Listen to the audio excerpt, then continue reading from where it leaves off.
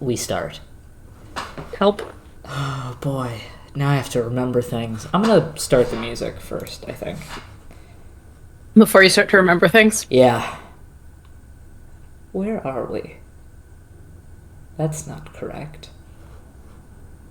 This one.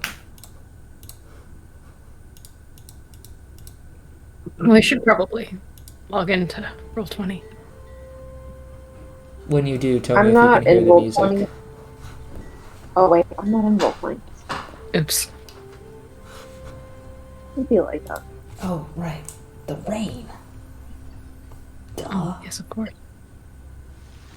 There we go. I can hear rain. I did also just hear rain. Come back. Where did you go?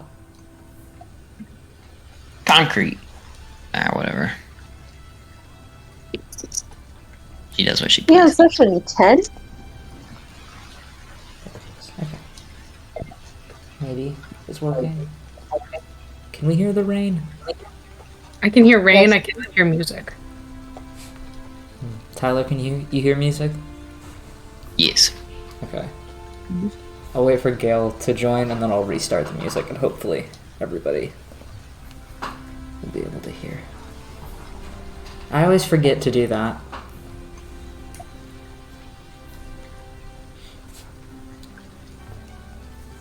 Aha. I can music. Okay, I'm gonna just real quick.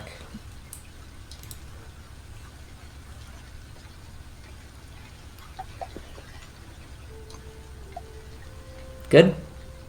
Thumb up. Awesome. Okay, so I'm assuming we all need a recap. Yeah. Yeah. 'Cause Yeah. It's been a while. It's been a while. Okay, anyway. So last session was a travel session. Following the events of Massip.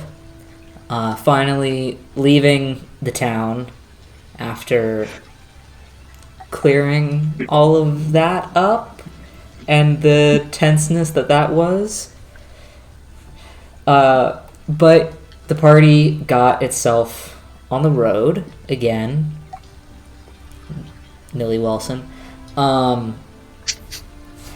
And began traveling back southward towards ZM, Dodie's home. The first bit of travel was tense. Following some very choice words between some of the party members.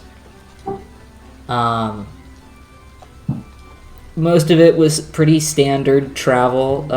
Dodie surprisingly had no dreams. Whereas Gore had a couple. Pass the baton.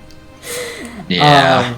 Some of which resulting in him waking up, coughing up lungfuls of seawater, which in and of itself was surprising for the party members. You guys passed through the last stretches of the mountains down from the coast.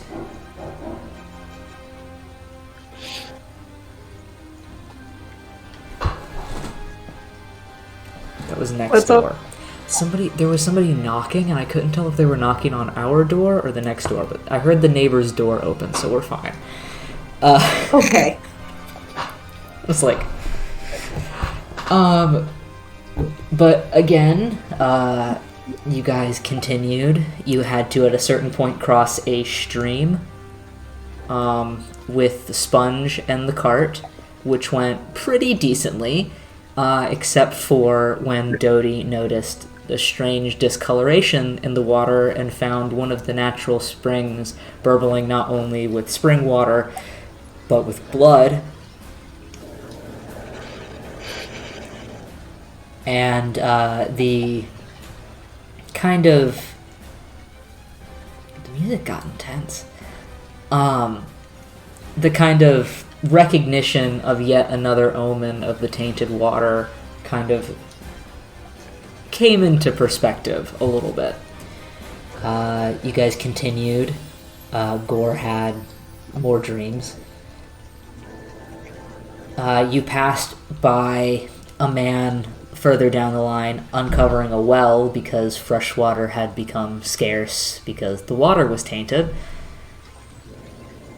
And you continued down the foothills. There were quite a few conversations between party members, most of which happened while another party member was asleep. I think Gore punched a tree in half. Oh yeah, That did happen. it did. And Dodie screamed into the forest a little bit. But eventually, the three of you made your way down the southern reaches of the rocked range and onto the southern headland where ZM sits. Finally making your way past, the heavy pine-covered kind of tree line and down onto kind of the foothills nearest the coast, you ended up at the temple town that ZM is, where the religious archives and most of the deities have a standard kind of set in place, not going anywhere, this is going to be here for a while type temple.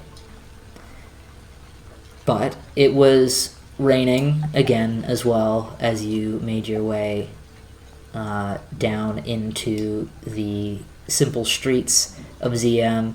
It kind of clicking again for you guys that the rain had not left and was not coming from where normal rain comes from, and you assume again it is probably another set of omens.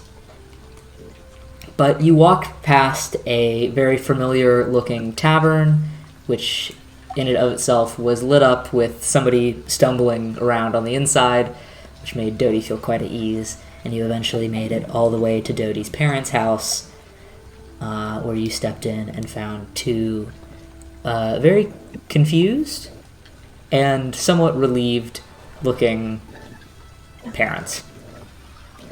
So I believe we left off as Dodie's mother, Becca, was ushering everyone into the kitchen to sit down because Dodie had just revealed that she lost her job. So,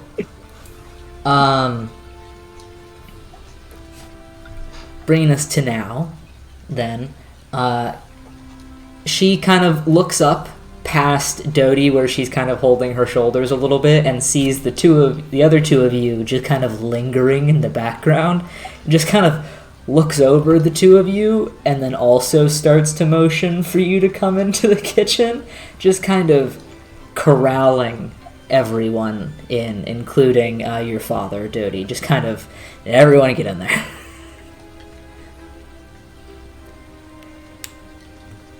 I want to see if I have less intense music. Do I have less intense music?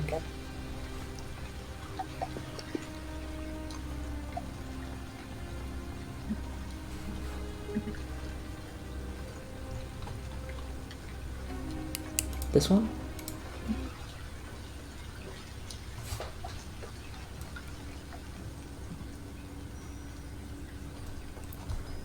That's not working either. Okay, this one.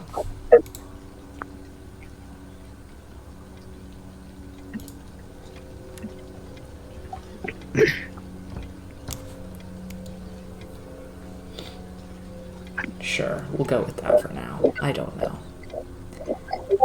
My music is being strange today.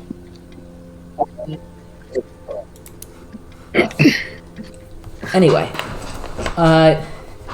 as I'm assuming Gore and Arithar, you follow Dodie's mother's instructions and are corralled into the kitchen, yes? Yeah. As you settle into the kitchen, Dodie, the familiar sight, kind of bringing you a little bit of relief, you see that it is a pretty simple space with several sturdy cabinets around a very well-weathered stove and a large circular table off to the side set off in kind of like a little window breakfast nook. Dodie, your mother kind of like, with a little bit of a worried expression, but kind of trying to keep that kind of calm, kind of like, this is fine, everything's fine kind of attitude, shuffles everyone into the kitchen and immediately puts the kettle on the stove. She then, after she gets everything set up, turns around, leaving it to boil, and goes to kind of meet you at the table to sit down. Your father follows in close after, kind of letting his guests, walk in first. He kind of gives just a cursory glance over these two people he's never met before. But he seems to be pretty welcoming. He's just a little confused. So your mother immediately goes and sits down at the table in the spot that she normally sits in, kind of closest to the window, and just kind of overviewing the kitchen, and kind of nods a bit. All right. She kind of falters for a second, not sitting down. Boy, there's a lot of thoughts in her head. Kind of veers over to where her father is standing, and she lowers her voice so that only he can hear her.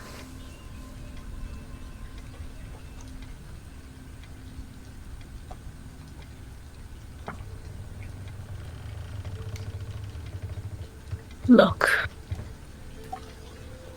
I've been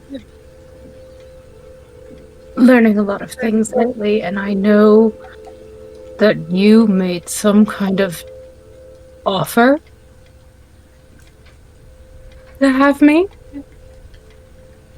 So I'm going to give you a chance right now to either talk about this in private or in front of Mom.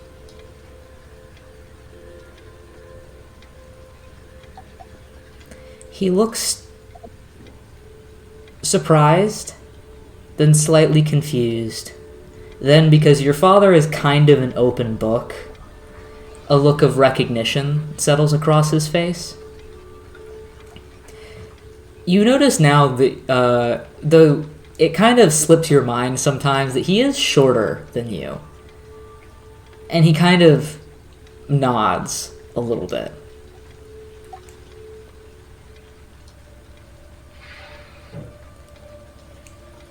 She would be very unhappy if we left her out of this conversation. Does she already know? She knows as many details as I do.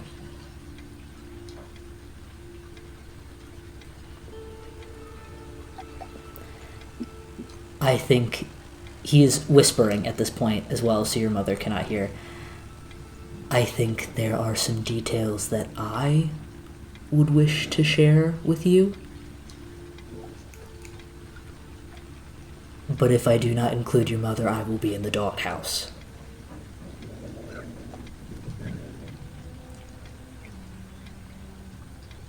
Okay. She goes and sits at the table.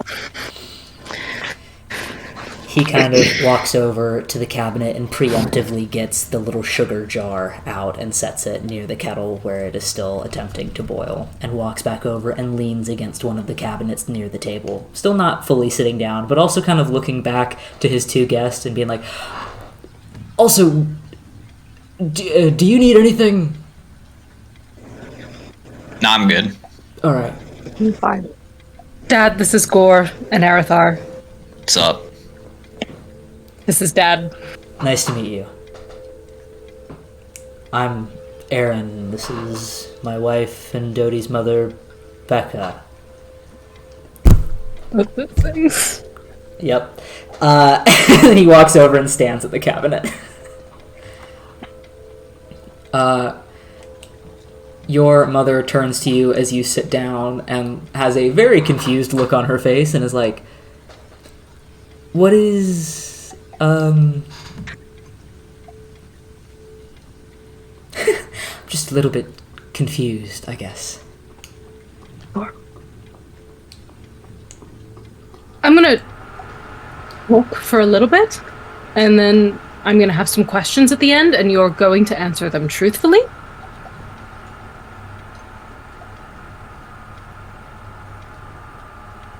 All right.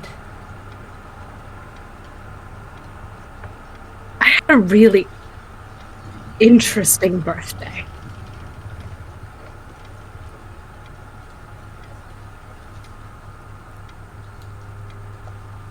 I'm echoing on somebody. I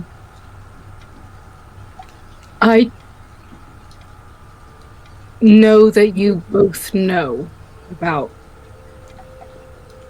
the kind of schoolroom with a mirror that pops up in my dreams. I found it. I found the room, and it was 50 yards from my office the whole time.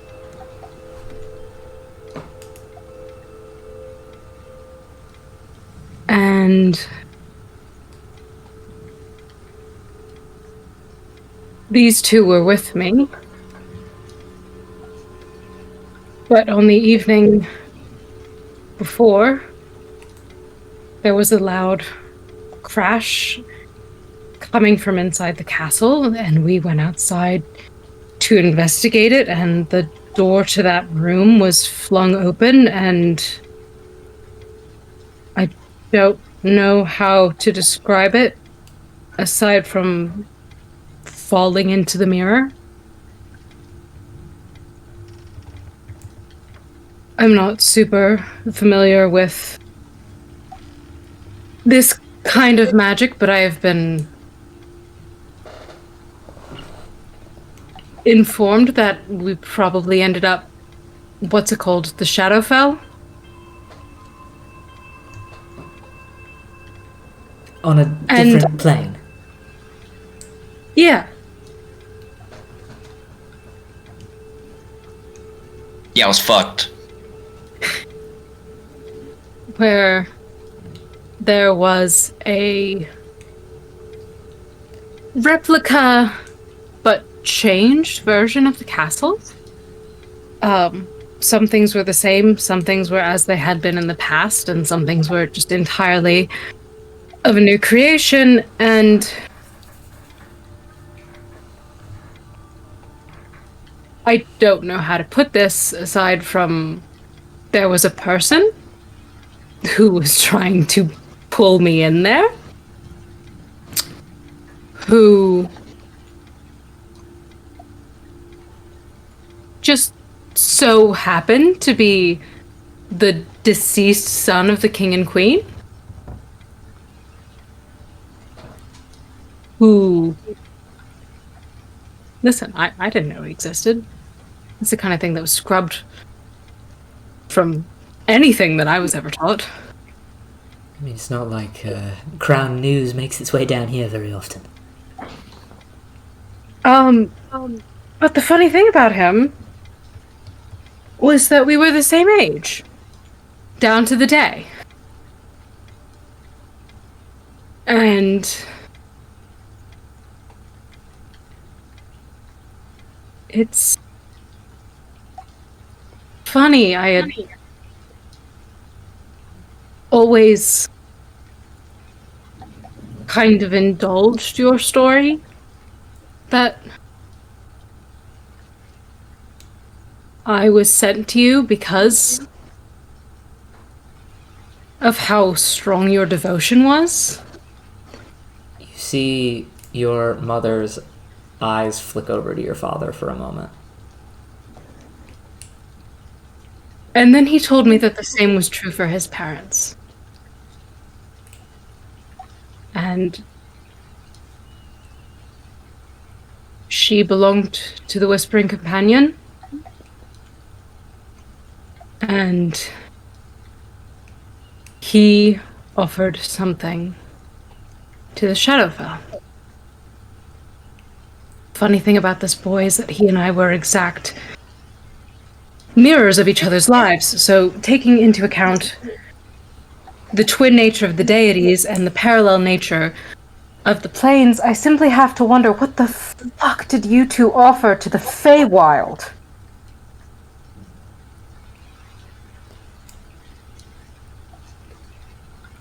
You see that your mom is very clearly, processing what you're saying and kind of looks over to your father, and she kind of has this look about her like she's not quite sure what to do in this moment.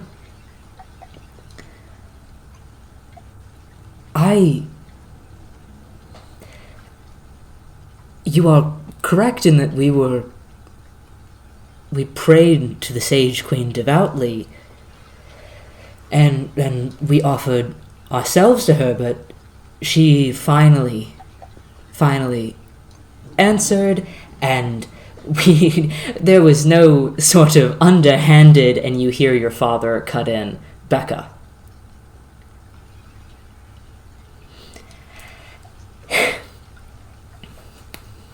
It's the truth, and we wanted the world, and we knew that she would hear us, and we were not working around in some idiotic fashion. He found me and his purpose, and Becca!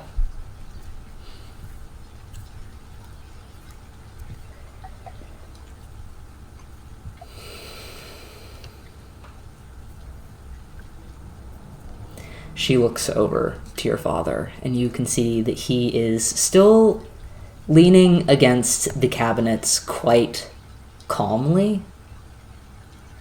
And in comparison to how stressed your mother appears, it kind of throws you off a little bit. She is not a child anymore. He starts to approach the table and pulls out of his pocket a very flouncy kind of paisley handkerchief and hands it over to his wife, who you can see is actually starting to tear up slightly.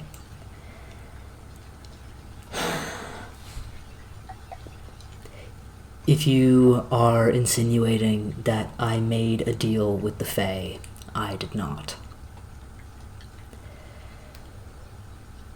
We did, however, make a deal with the Sage Queen. He sits down in the chair opposite you.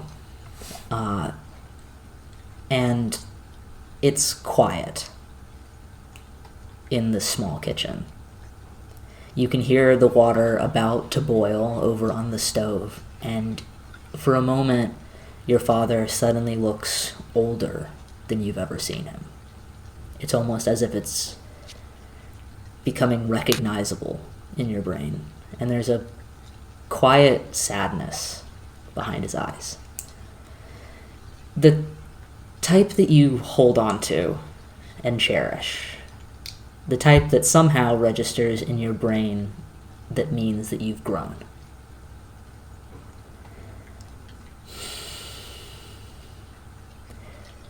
I feel like it's easier if I explain all of it.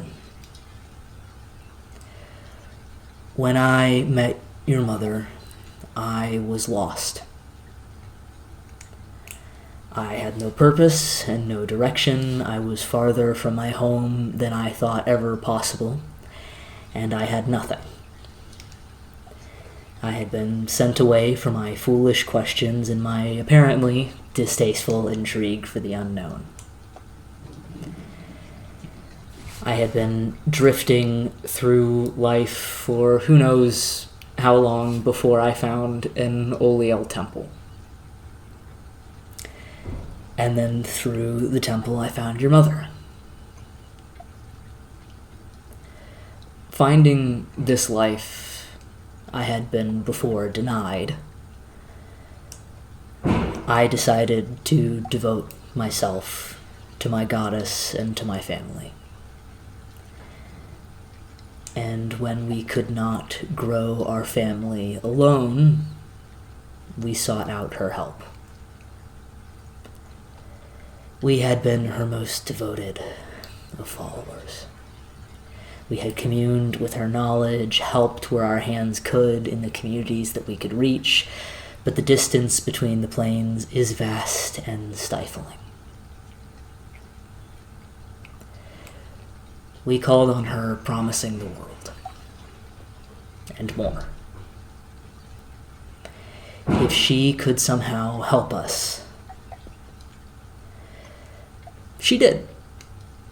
But she had provisos and conditions. He looks over to your mother, who is gripping his hand atop the table, holding it kind of like she's worried that it's gonna turn to dust in her grasp. And then for a moment you hear the kettle finally finish boiling, and she gets up and begins to pour tea. For her to even be able to grant us this miracle, we had to offer something powerful enough to let ourselves on the mortal plane be reached by her. That was one of the conditions. And we had to promise our families devotion to her, not only ourselves, but our child. You can see as your mom walks back, she is smiling, but kind of blinking away tears as she sets saucers and teacups down for everyone. We had devoted our entire lives to her, and we trusted Oliel to give a purpose and gift to this plane through us. But I was scared.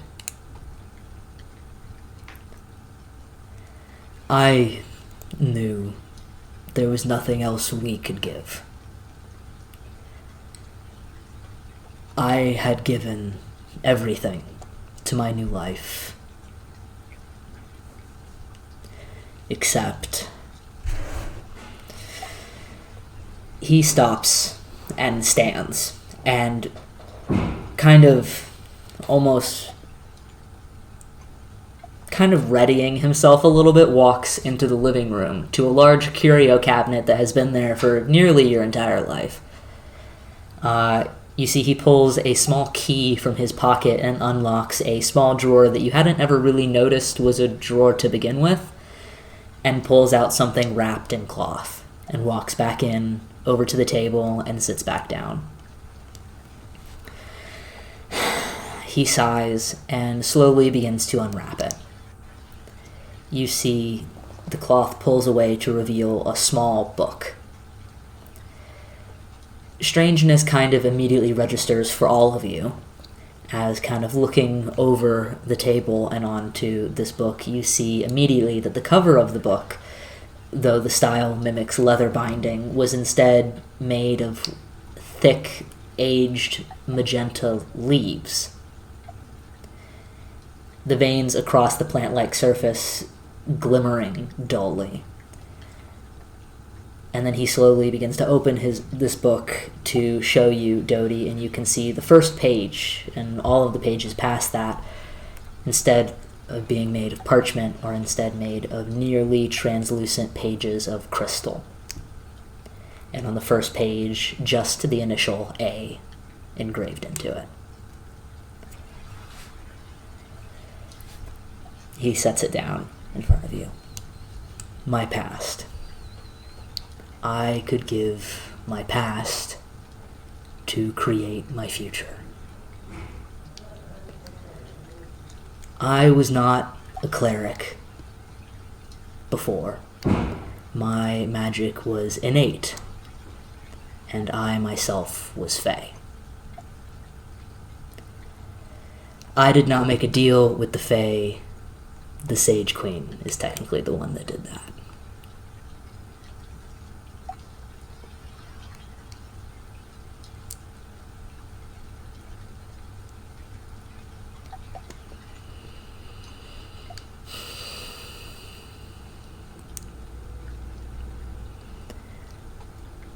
We wanted more than anything for a chance for there to be something like you. And being here with this family felt more important than whatever ancestry I had.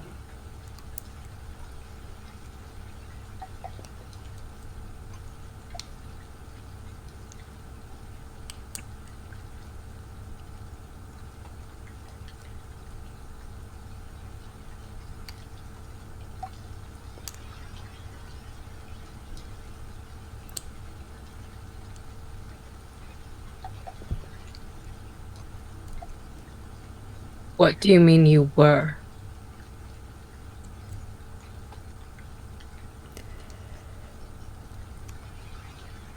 I, a while ago, was ousted from the Feywild because the kingdom that I was a part of did not like the fact that I seemed to question their ways. I believe the common word for it is Eladrin. But I was on the more elemental side. I looked basically human, but with a couple quirks. When the Sage Queen asked for something, I gave my being to her, and she took my magic, thus taking the little quirks that I had with it. So I am functionally human.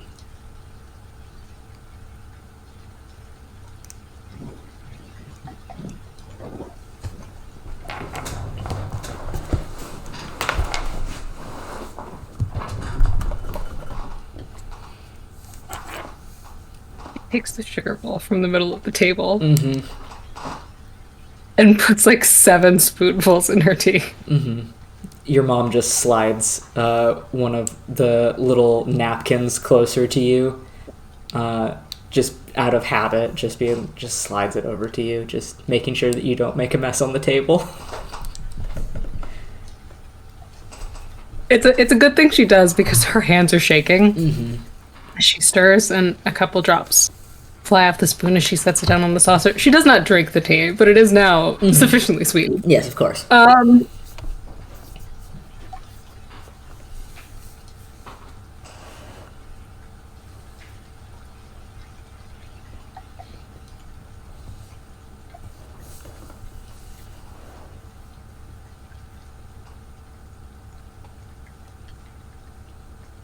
trying to figure out what to say to all of that. I really don't appreciate the fact that I was left blindsided because I'm not a child and I wasn't when I left. And that really would have been good information to have.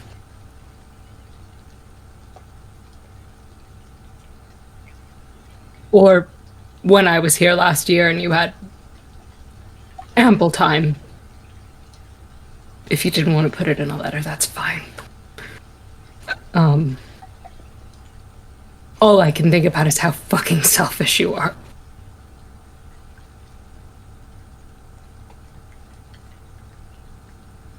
You wanted a child so bad, it didn't. You had to guarantee. My life has been set in stone for me. I don't have free will. What I do have is endless suffering and years of you two telling me it's a good thing.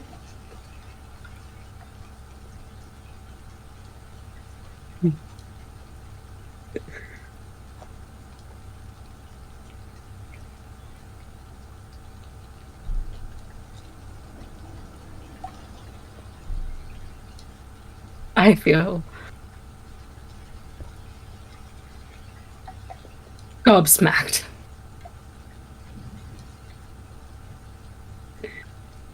And I feel angry.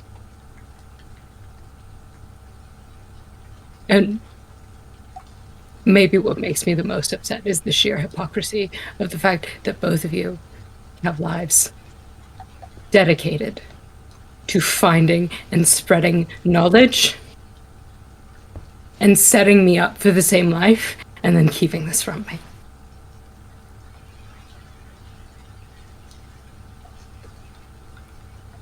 I really don't appreciate it.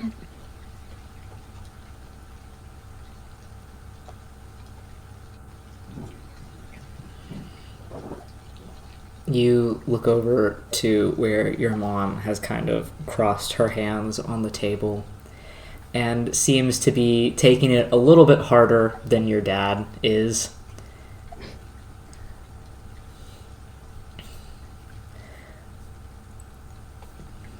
We trusted what she said and the life that she would be creating.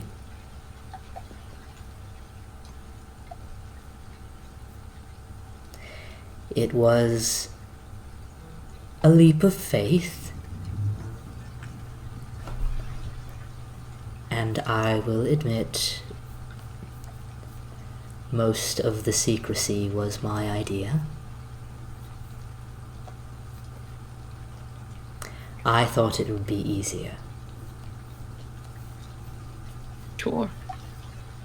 For you.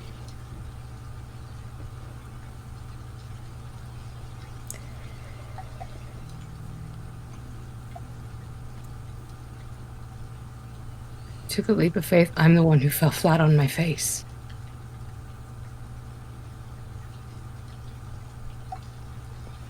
Functionally human.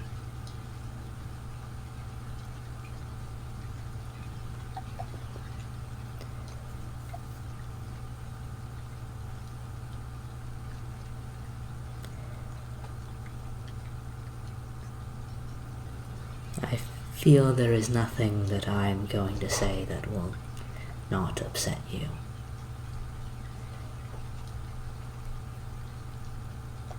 I mean, did she tell you anything about what my life was going to look like? She told us pieces, but only that could be interpreted. We weren't exactly sure. We had suggestions from communing with her, but the only solidified details were more preemptive than consequential. Such as that your father would lose his ancestry and you would be forever connected to her, and that you would instead have innate magic that was divine instead of fey. Yeah. You want to know what happened? I was using that magic. I was calling upon it, and fucking wings sprouted from my back. Functionally human. Brilliant.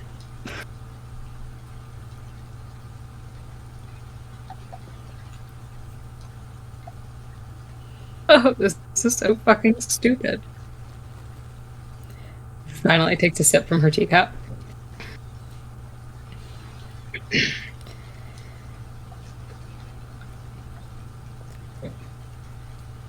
We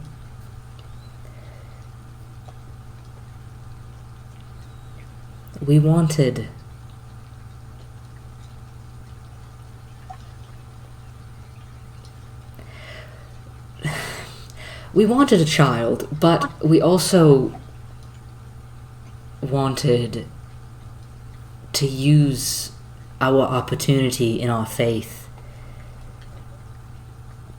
to offer the Sage Queen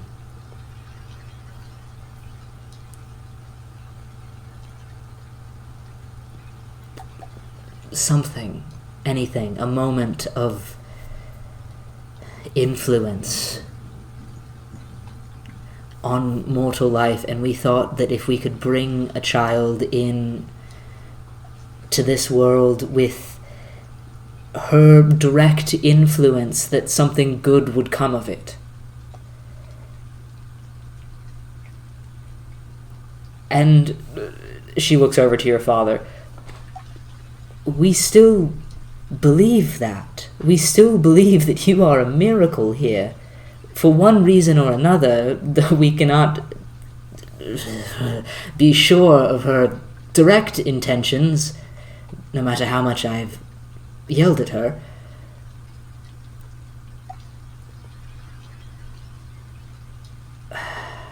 But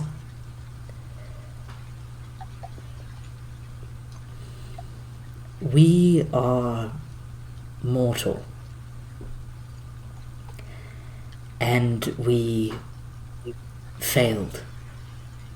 Somehow. Probably multiple times. I'm sure of it. I don't know if your father is sure of it, but I'm pretty sure of it. And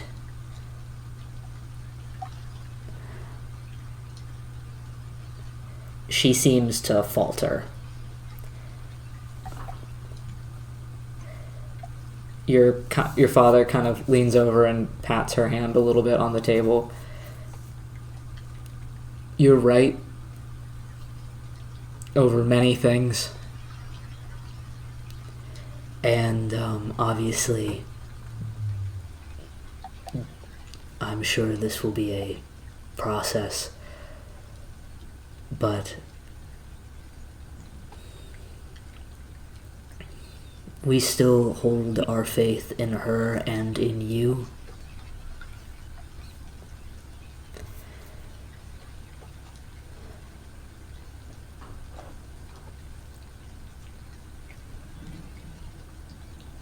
And we have tried to protect you from certain ways of the world which have not really worked.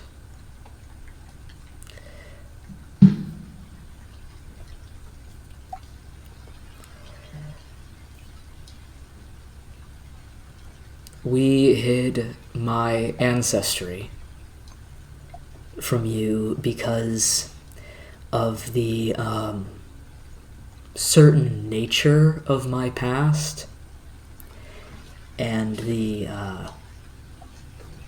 difficult implications that can bring for people.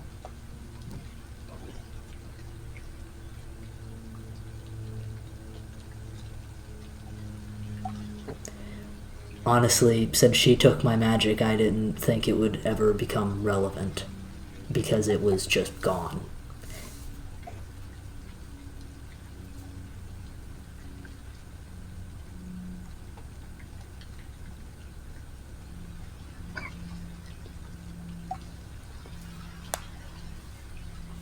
I'm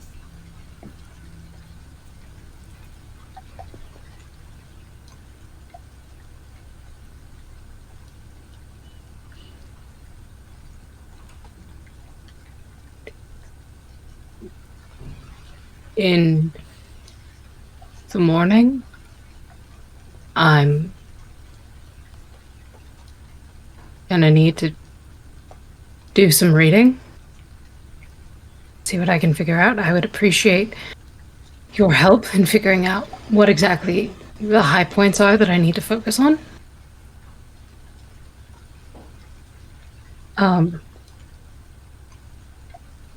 In a little bit, we need to head south to look into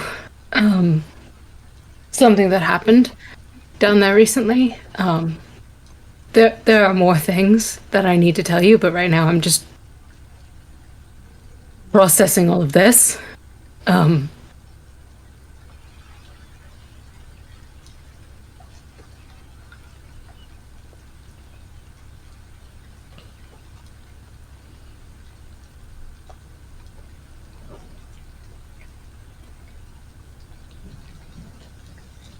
big Goran Arathar. I really need a drink. You want to come with me? I thought you'd never ask.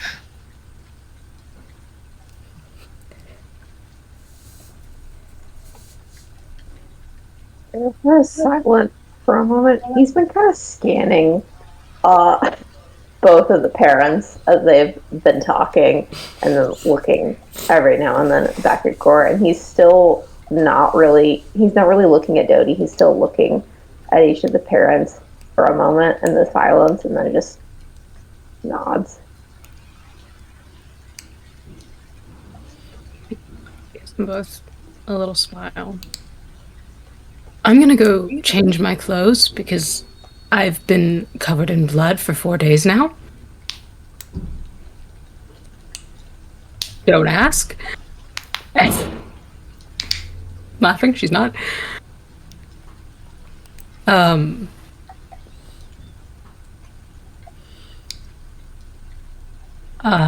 Don't wait up. I can let us back in later, and I'll make sure that there are sheets on the guest beds and everything like that. All right. Okay. Just stand up from the table, grab her bag, and go to the bathroom to change. Yep.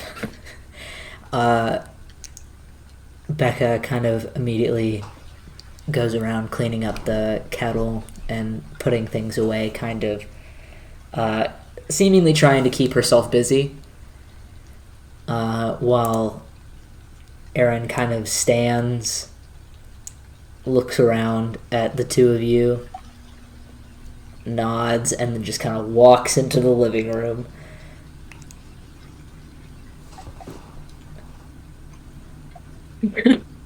I'm gonna go watch Fortune Fire.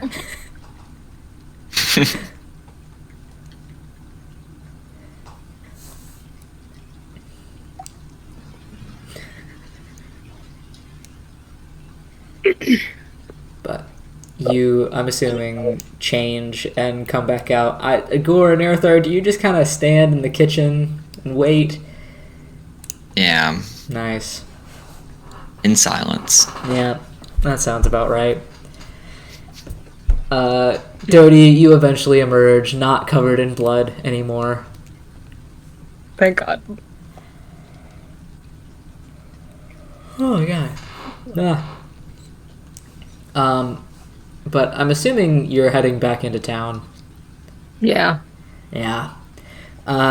You go and... Are you taking Sponge or are you just walking? We're gonna walk in the rain. Nice. You make Getting your way... Sponge out Yeah. is too much work. You make your way out onto the porch where you can see it is still raining pretty hard out, but not so hard that you can't see anything, which is preferable, I assume. And you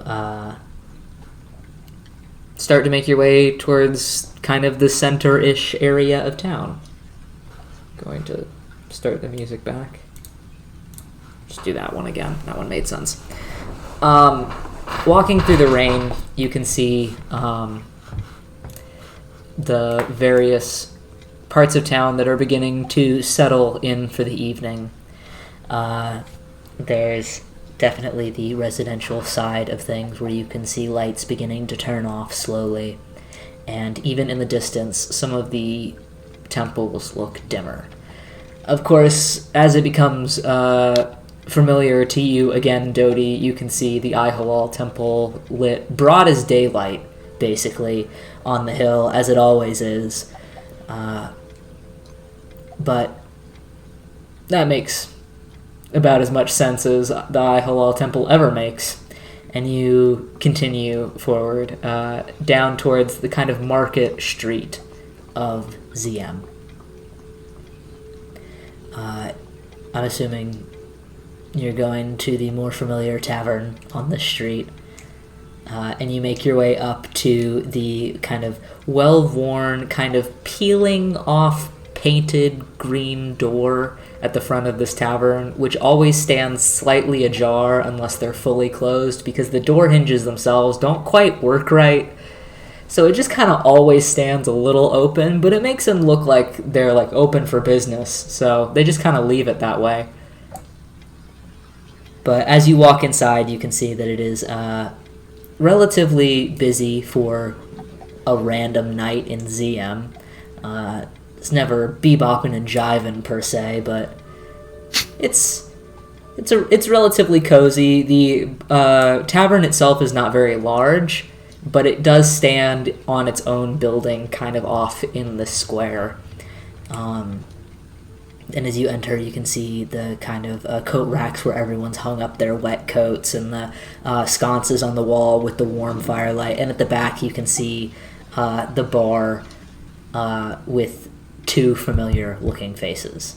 One, of course, much older, and one with his hair messed up. Man, it is just a wreck right now. As they walk inside, she's gonna guide her menfolk over to a table off in a corner. Sit down. It's kind of team meeting.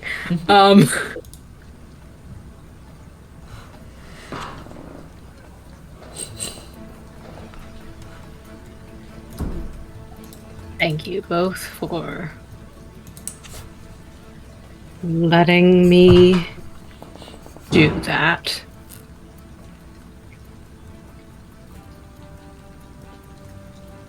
I do apologize that you had to witness an outburst from me. The joke.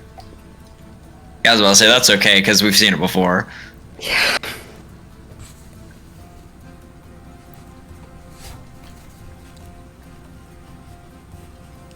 I know that you're both kind of detached from the situation, but I would love to hear any thoughts that you have right now. Yeah, I'm not gonna lie, I still have no idea what's going on, so. Sorry. That one really caught me off guard for some reason. Your mic cut out and I could hear you from the other room. I tried to turn away from my mic so I didn't blast you guys, but that really caught me off guard. You made God laugh.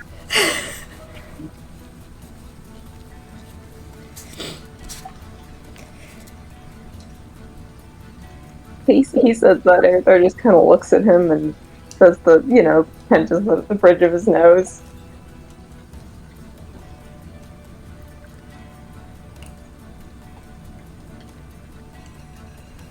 I don't really have kind things to say, so I'm not sure if you'd want to hear it. Please be a bitch.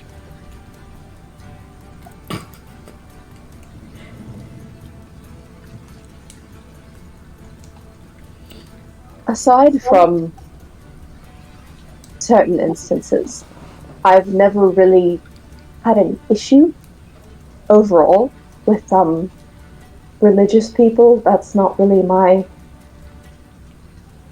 It's interesting to see the ignorance from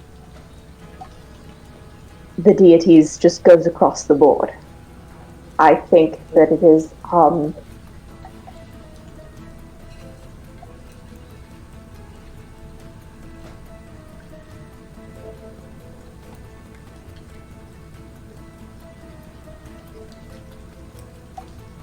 I obviously, like I said, not my area. I've never talked to a deity.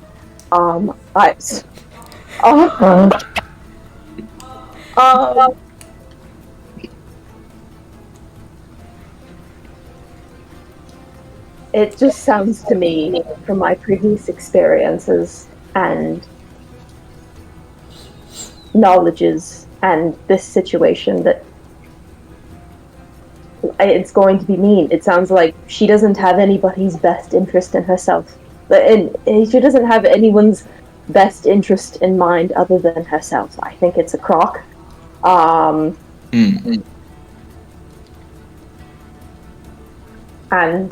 before now I was indifferent to it, and now I don't pity you, because you're more than capable of taking care of yourself. If you're more than willing to pull away from the situation, which you can. You can't change certain physical things about yourself, obviously, but you can change what other people intended for you. You can do that. Obviously, that's your decision to make. I don't. I just think the more I learn about, and I'm aware I'm sitting with two, I think, two religious people. So Don't call me that. I'm just surmising. Don't call me that. Oh, don't. Okay. Thank you, Dodie. Yeah, don't call me that. That's Okay, rude. I apologize. What? Okay.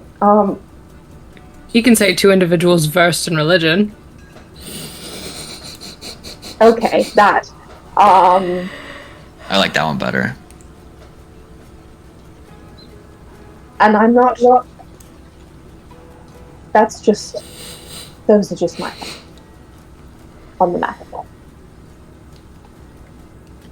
Yeah.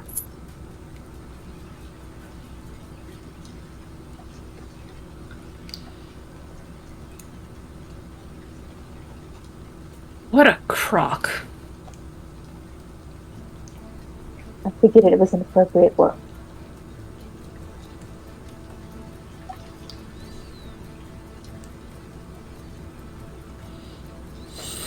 Thank you for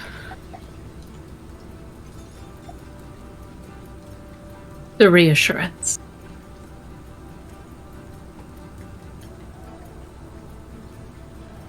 As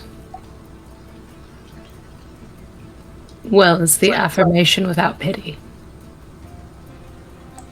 Probably wouldn't help in this situation, so. Absolutely not.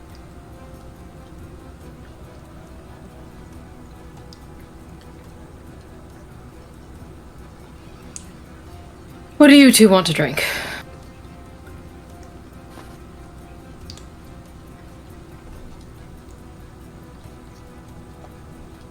The strongest thing they got. You're gonna be disappointed. Yeah, that's why I asked for the strongest. Do they have wine? Oh, I'm sure. Yes, just that will be fine. I'll be back. She gets up, she grabs her coin purse and the bag of candy, and heads over to the bar. Nice. You walk up to the bar. If you will excuse me one moment, I'm going to mute myself for a second because I need to blow my nose. Sure.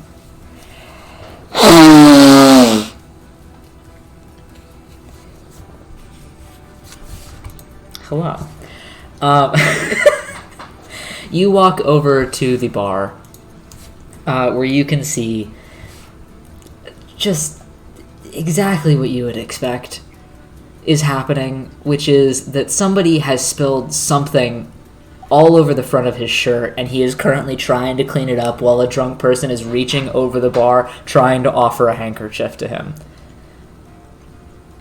Just for your information. But he seems to assuage the drunk person slightly, and they get up and stumble away, and he just kind of looks down at his shirt, which just has this giant ale stain on it now.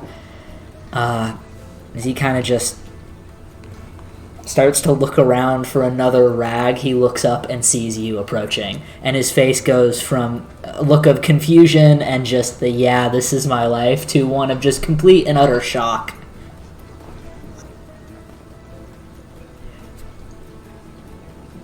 Ignore the stain.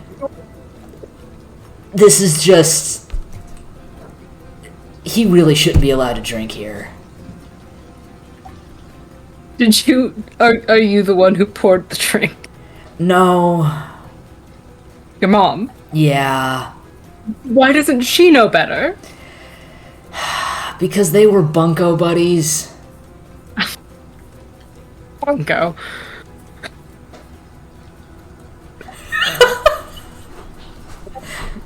That's the name of my sex tape.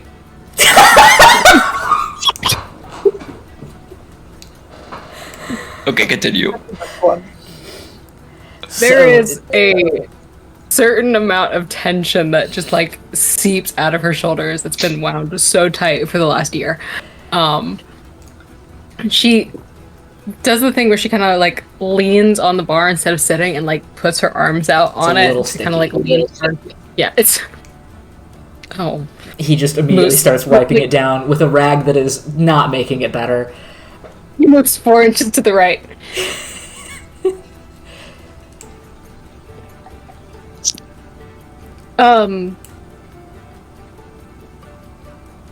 I brought you something as an apology for being a complete and utter ass.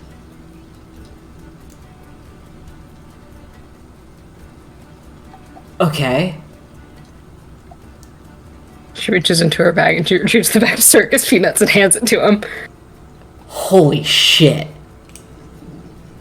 We were passing through Massup and I saw they had your favorite. This is a lot of circus peanuts.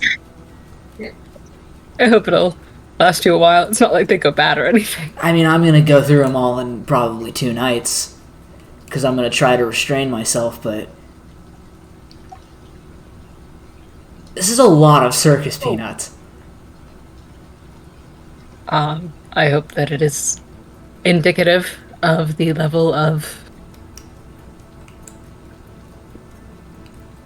penitence. I'm really sorry. Not for nothing. I think you might be maybe taking the penitence or whatever a little bit too seriously, because no offense, you kind of look like you're really going through it.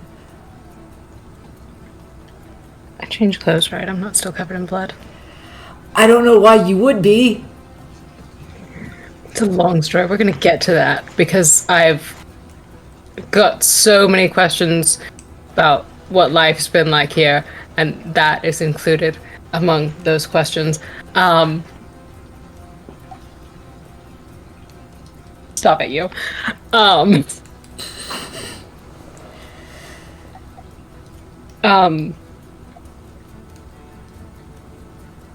I could have written a letter, and I'm really sorry.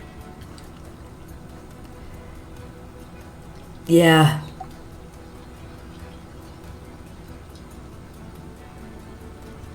Yeah. I don't know if you believe it, but I've had a lot going on in the last year. But I'm far more interested in what's been going on with you.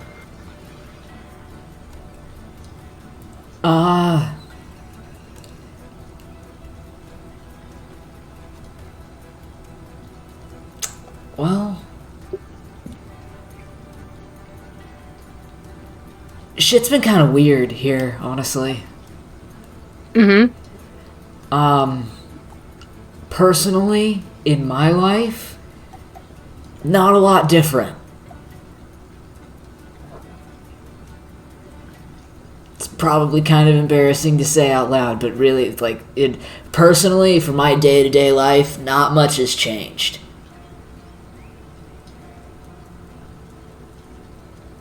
Weird shit happening through the town. Some sad shit. But personally, I fixed the cellar door this year. Hey! That's been messed up for as long as I can remember, so that felt like an accomplishment. That is exciting.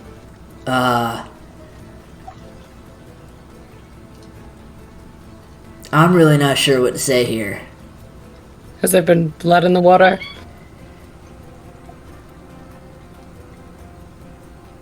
Symbolically, or... No, I mean like literally. Not yet. Should I check for that? Yeah, that might be on the outskirts of town working its way in. Okay. Lots of weird shit happening. Weird, plain shit. Nothing you really need to be worried about. Just check the water before you give it to anybody. Right. That's probably important.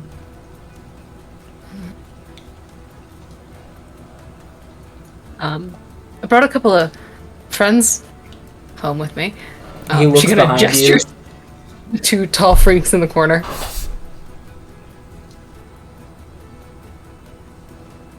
Those The two? blue guy and the lizard, yeah.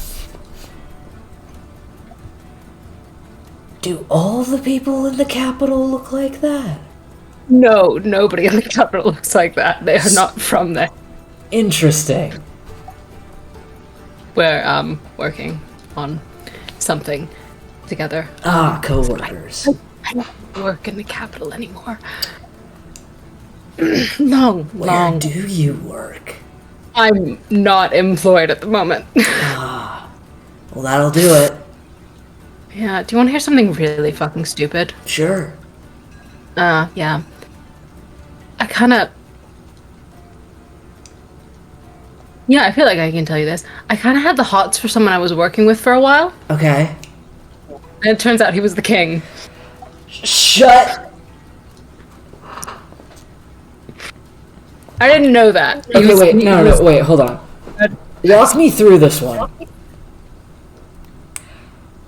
He was just a regular guy. So that, you know, didn't worked know in- he was the king.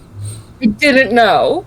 How did you not know he was the king? Magic disguise.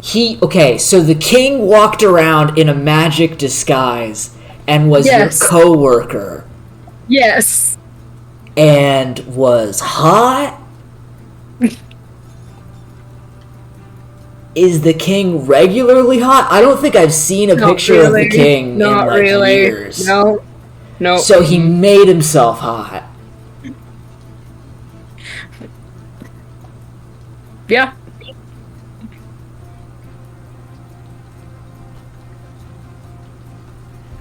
Did you date the king? I was trying and I got turned down. You got dumped by the king?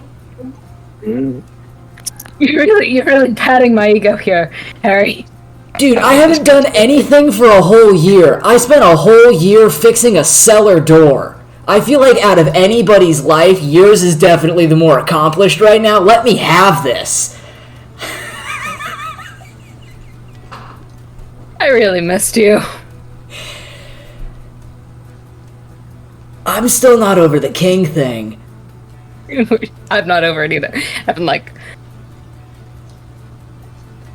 9 days ago. What the fuck? Okay, Very well, soon after I left the capital, and I've been on the road since. Which shots? I need a huge thing of the like strong ale for the lizard guy, a glass of red wine for the tall blue guy, and then what I need you to do is I need you to pour 3 shots and then pour them all into a Turley Shemple and give it to me. The classic. He does know that we only have one ale, right?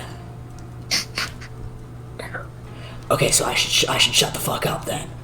Tell him it's like the super strong stuff. And if Okay. you have a minute, you should come sit at the table because they are weird.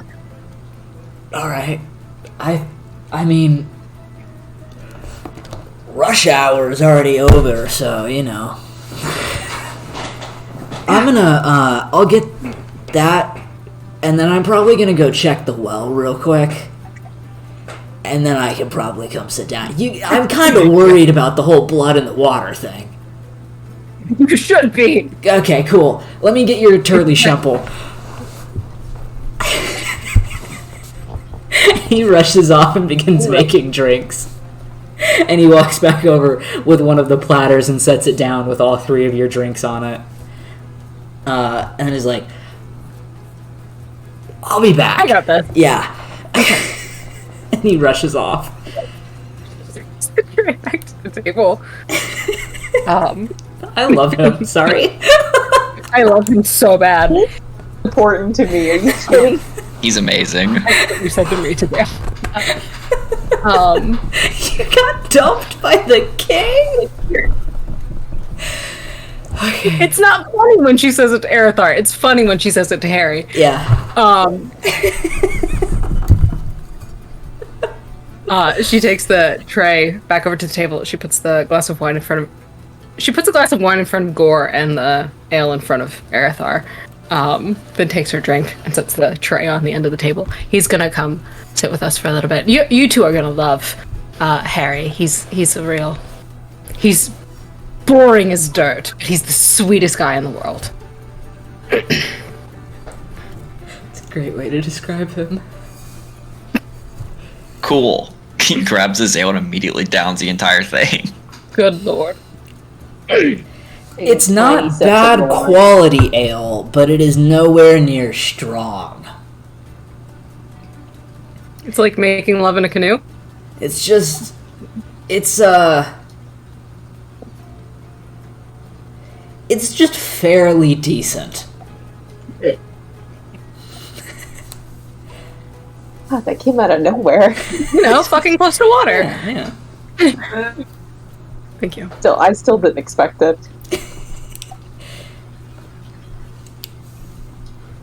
Aratar's just daintily sipping on his wine, which I'm sure is nowhere near the quality of wine that he's used to. It's box wine. Yeah. She's got her stupid little straw. Enjoying her bev. Do you have the pit crew for Harry? Do I have a pit crew for Harry? One of us has it. Hold on. You narrate, I'll find it. Okay. It's in her. Is it in her Google Doc? I didn't see it, but I might have scrolled past Mom it. and Dad are, but she's not. You narrate, I'll find it. Okay. Yeah, it's box wine, basically, taste-wise. Again, it's just kind of fair. It's not good wine, and it's not the worst wine you've ever had. That would probably be at Crank Noodles' place that one time. But that one also had noodles in it, so, you know, it's only so bad you can Sneaky get. snack. The bar's on the floor, I think. Yeah. So It's, it is what it is. You two, while you were sitting at the table, definitely did see this scrungly-looking gentleman that Dodie was talking to for a bit. He seemed very animated, which, in comparison to everybody else that you have talked to recently, which has been quite solemn, is definitely a change of pace. new Jen. Jen and Harry would get along so well. You really would. Here we go. Got it. Hell yeah. Oh, I love him. Oh.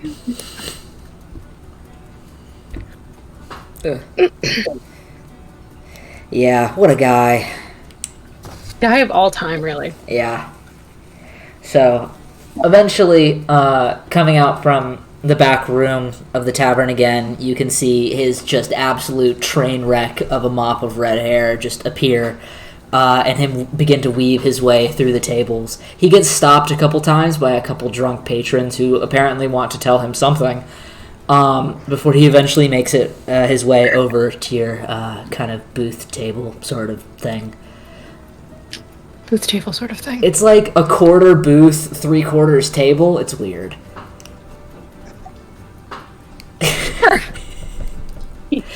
And he walks over. Table. Sorry? Sorry, never mind. Sorry. My headphones cut out for some reason, so I didn't hear. But as he walks over, Gore and Arathar, you get a full good look at this guy with his kind of tanner skin and his just like fucking bunch of freckles across his face that kind of are hidden behind his somewhat crooked glasses as he kind of tries to push them back into place as he walks up.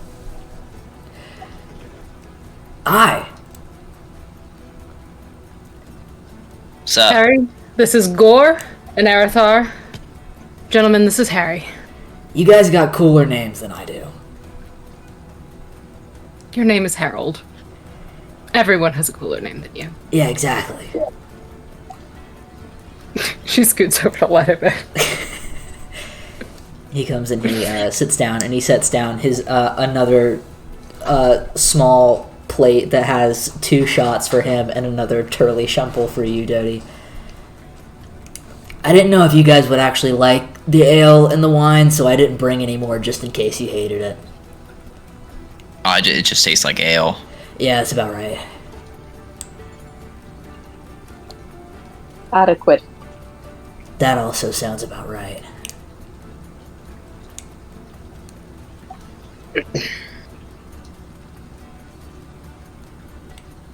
He just kind of looks between the 3 of you and just kind of shrugs and does one of his shots and sets it back down. And then immediately looks over to the bar to see if his mom saw. And calms back down. I'll pay. I mean, I'm still technically working, so, like, I probably shouldn't be. But I drink at work all the time. I think she'll make an exception. I have a really morbid and depressing question for you. For you, yeah. Has anyone gone missing lately? That is, in fact, a morbid and depressing question, and also quite specific in the fact that I can answer, yeah. Who?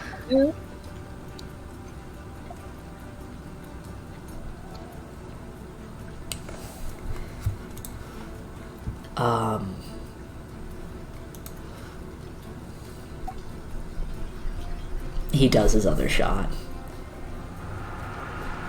It was Lottie's sister.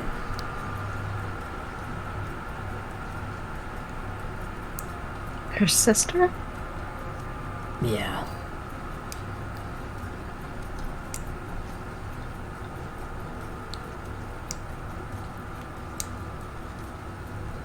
You want to know what happened?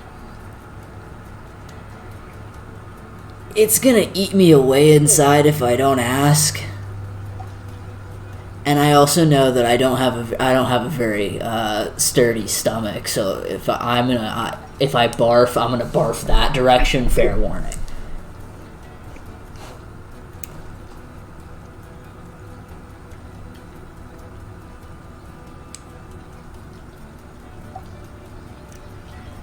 He looks up at Arathar.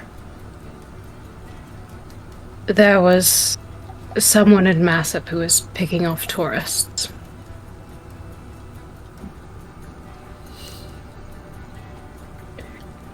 Mostly children.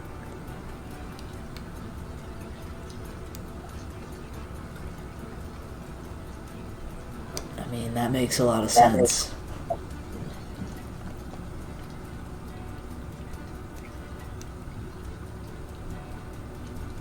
How long ago? Was it? Probably like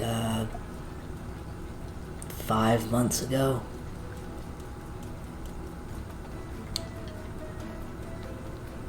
How's her family doing? They took a trip down to, well, up to Massip, and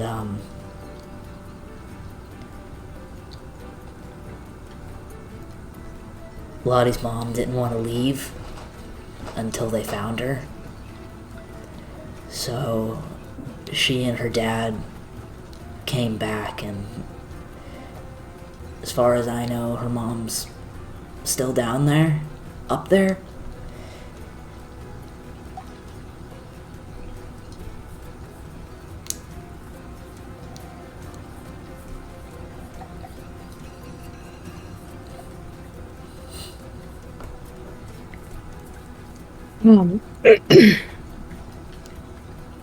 It's been taken care of. It's not. He's not. It's not going to happen again. That's good. Well, I mean, if she's still up there, then she probably heard, right? Probably. Hopefully. That's good then. Yeah.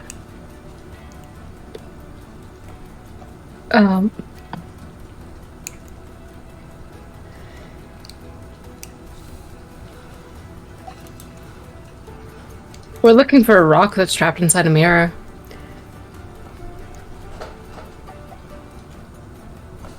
Like in the mirror, like embedded in the mirror, or in the mirror, like children's novel behind the mirror.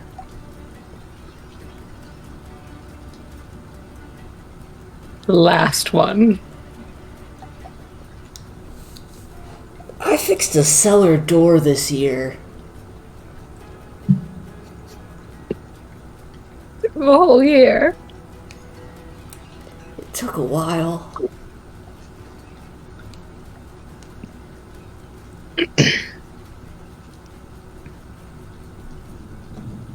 Is it just like any rock? Or... I'm gonna tell you the truth. I still don't really understand it. All I know is that this rock is necessary to avoid the end of the world. He kind of looks over to Gore and to Arathar. See, you both look like you know what's happening. Okay. Yeah, there's definitely a rock in a mirror. If the Capitron's energy is unleashed, it will create destruction hitherto undreamt of. So we are trying to retrieve it from a different plane. Who the fuck is this guy? Yeah, and I need that rock. I really need it. He's trying to avoid some kind of war. I still don't understand why he needs the rock. He won't tell us. Okay. Hey, y'all need to know. So, okay. So the rock ends the world. Not necessarily. There's more than one, and if they're all brought together, catastrophe. The home you've always known won't be here anymore, so enjoy it while you can. Well, that's why I need the rock to help prevent that. And I have to follow him to make sure that his motives aren't skewed, or the people that he's... I don't think he has... Yeah, he's allowed to come with. Yes, exactly. Precisely. I'm just along for the ride because I know shit about gods. So it's not safer in the mirror. No, it's It way might more be. dangerous in the mirror. So, okay, so why? Why? I feel like if something was in a mirror, then it couldn't be used. There's a guy in the mirror. Yeah, he wants to get out of the mirror. He wants so bad to get out of the mirror. And With his armies of darkness. yeah. He also might be out of the mirror now. Who knows? He's also my twin. You're fucking with me. You got like this is like you're fucking with me. Like this is a whole thing. Nah, they look just alike. Trust me. I guarantee you, I am not fucking with you. I'm really sorry. I know this is a lot of information at once, but like the sheer ridiculousness has been mounting for like a month at this point. So It just went from like horse shit to Tarask shit apparently. yeah, and I came south looking for some answers related to this rock and this guy in the mirror, and then it turns out that my dad used to be Fae. So, Oh, fabulous. Used to be meaning traded away the powers. maybe I don't know anything, but why? Why would somebody trade that? Sure, that makes sense. That math equation makes perfect sense. Hey, whoever, you want my magic? Give me a baby. Sage Queen. Wow, that actually does make sense now.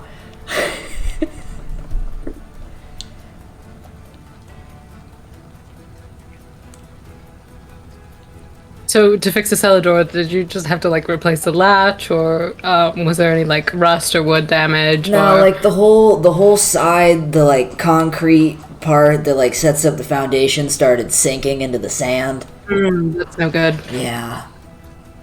What kind of wood was it? I just made it out of whatever I had. Honestly, I don't know much about trees.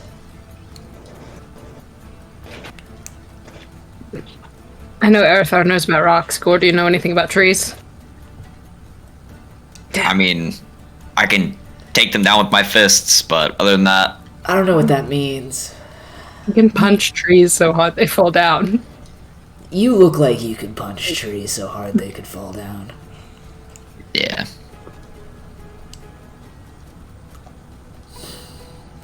And then there's this guy. He said he's never had a childhood. I don't know what the fuck that means. How does We're that gonna circle work? back to it another time. How does this connect to anything? You never that had a we've been childhood. discussing? No. Like, metaphorically, like your parents were dicks, or like... No. No, I don't have parents. Were you like a plant or Me something? either, bud. Come on now. No. I'm a... Do you not know what I am? I'm an ethereal elf. Dude, I've I'm never seen a from man the that looks like you ethereal in my plane. life. He's I also never don't met know what anyone that- who's not a human. He said, dude, I've never met a man that looks like you in my life. I don't know what that big word you just said before elf was, but Ethereal. I feel like I'm I an know that ethereal word. elf. I'm from the ethereal plane, which means that when I emerged from the ethereal plane, I was essentially reincarnated, and therefore I have no memories of my time in the ethereal plane. I vaguely know what was happening, so that's what that means. I emerged, I went to school, I worked, end of wait, so story. you used to be somebody else. No, not really. I was the same person I am now, just I had a different purpose. Okay. You're an alien. You're friends with an alien. I'm a big lizard. I'm gonna start calling you Alien now, Erithar. Don't do that. No one ever has. It's not necessary. I'm Oh, probably nobody- not. Somebody's got to start somewhere, right? I would appreciate it if you didn't. Okay, so are you an elf? Yes, I'm an ethereal elf, yes. So it's like it's just a different I like type probably of had elf. some sort of different form so that I could go in between the planes to serve as to do my role, but this is the material plane appropriate form, I surmise. Wait, so like, how old are you? I have no idea. I've been on this planet for 35 years. Okay, so you're 35. I'm probably much older than that, given elf aging and off-plane aging and planar, how that works. Cool. Nothing plain and simple. I understand Yeah. none of this. Yeah, me either. That makes sense for both of you. Really. I don't know if that's supposed to be an insult to you, but I'm not taking it as an insult because I fixed a cellar door for a year. So I've heard. Why did it take you a year? You couldn't have just found someone to just fix it with a few gestures and it's words. this whole thing. It's like it's been kind of messed up my like entire life, and my mom didn't think it was like that big of a deal, and it was kind of annoying the shit out of me. So I was like, I'm gonna fix it, and she's like, no, you're not, and I'm like, yes, I am. And she's like, you don't know how to fix it, and I was like, I'm gonna fix it anyway, and then I didn't know how to fix it. I figured it out. Sheer bisexual willpower. Exactly. Congratulations. Thank you. Not much happens here. I'm getting that.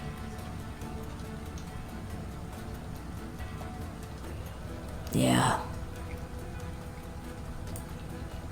Yeah. You didn't like your circus peanuts. I mean, that's a you problem, honestly. I don't. Do you like circus peanuts? I've never had a circus peanut. Would you like a circus peanut? I would probably. Sure. He doesn't Just taste know I'm it. probably not going to taste it. What do you mean by that? Just watch. Hand it over. Just watch. Hands over a circus peanut. Drops it. I'm gonna tell you it's good, and I'm gonna be lying because I don't know what it tastes like. Do you taste any of your food?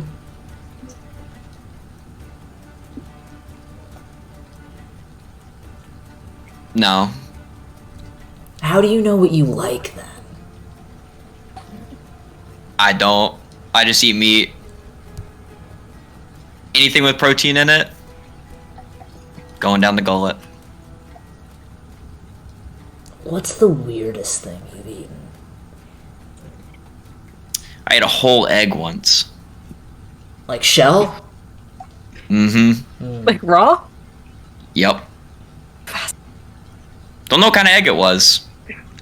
There's a very It was. movie that hopes it was a huge egg. It was very large. Was it an ostrich egg? No idea. Now I'm trying to think of weird things that I can feed this guy.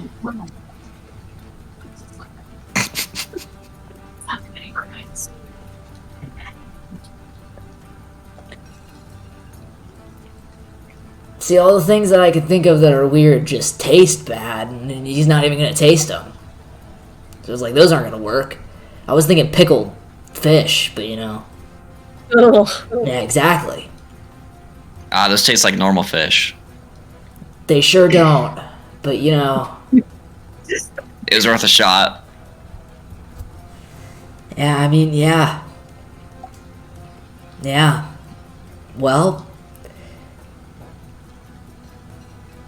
You are. Does anything happen here? I mean, not really. I mean, there's a whole Nothing bunch of like religious folk. And recently some of the towers on some of the temples started crumbling for no reason, but What?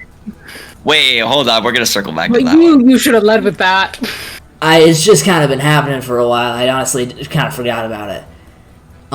What else happened? Oh yeah, the shit with the Ravenhall Temple, that's been going on for a while. What's the shit that's happening with the Ravenhall Temple? You know, like the whole shit where like most of the Ravenhall people like moved out of all the cities.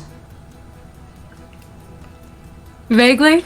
Yeah, and like most of them in like the other cities and stuff like moved out to like rural temples and shit like that, so they can be like called upon because you know people are rude. Question for God, this happened quite some time ago, right? Yeah, it's kind of been gradual throughout your entire life. Great.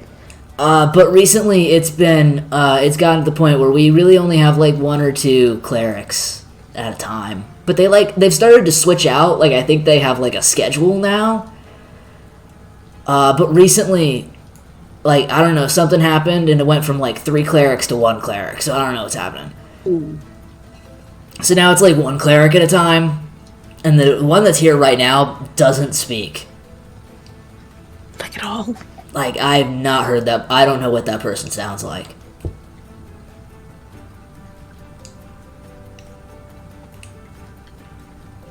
Okay, so that's the shit with the Ravenhall Temple. What's going on anywhere else? Oh, with, like, the crumbling? Yeah. Like, a couple of the stone pieces of some of the temples have started, like... I think the best word is, like, crumbling. They just kind of started turning to sand. That feels like a horrible omen. It was mostly the Sage Queen Temple the Ihalal temple. I think definitely on the Ravenhall temple, and I think there was someone, like the little like you know what I mean. It's not a temple, but like the Gier place. Yeah, Yeah, that one. Yeah. that makes sense.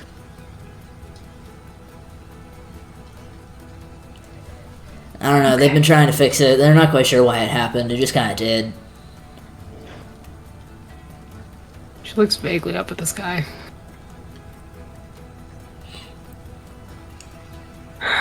Right. Sucks for them, I guess. Yeah. It apparently wasn't magic. Or at least wasn't, like, caused by, like, like, nobody shot at the place, At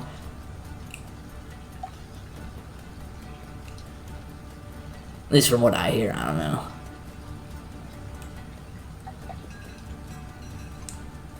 Okay. These feel like horrible omens. Like blood in the water. And snulls.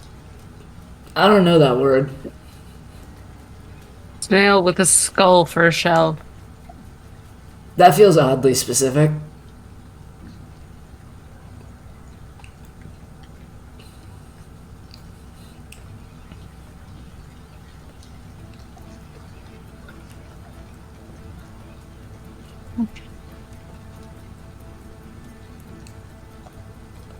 Anybody want more shots or anything?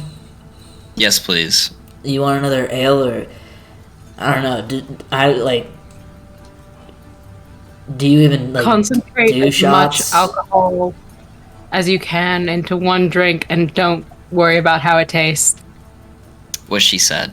I mean,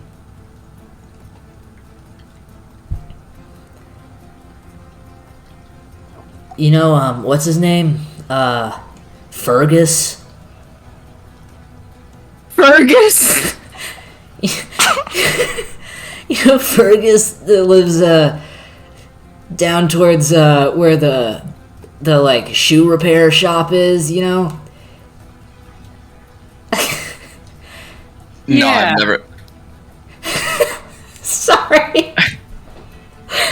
He made some shit in his bathtub. We haven't sold it to anyone.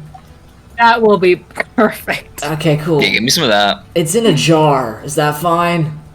Ah, fine by me. It's literally never been opened. I don't know what it is. Well, I guess I'm trying it. Cool. Okay, do you want anything? Either of you? No, thank you. I should slow down. Alright.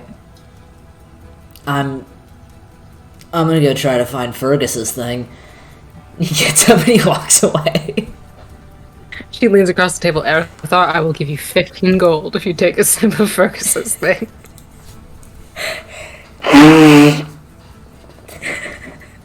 The way that you muted yourself and I could still hear it.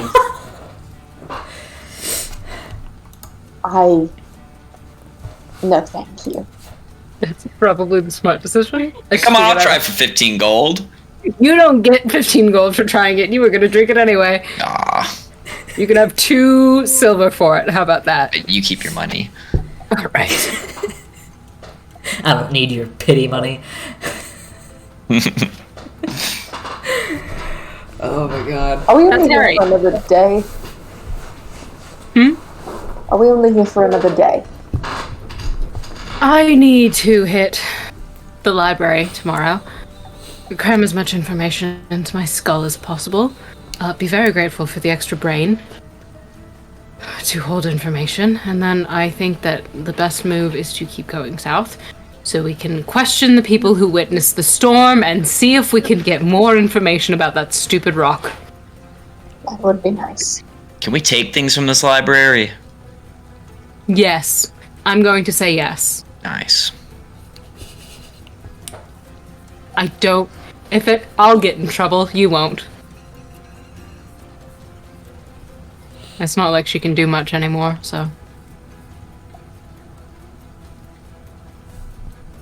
Is your mother the head librarian? She's pretty involved. I think if something went missing, she'd be able to sniff my fingerprints pretty immediately. It's not like you really live here anymore, so... Exactly, so it's fine. It's okay, I don't think I have fingerprints. What a loaded thing to say. You two just keep dropping snippets of information about yourself, and I fucking love it. Arathar, do you have fingerprints? Yes. I would assume. I wear gloves, so whenever I'm to avoid leaving things behind, so yes. So that was Harry. Okay. He's a very close friend of mine. Quite the character.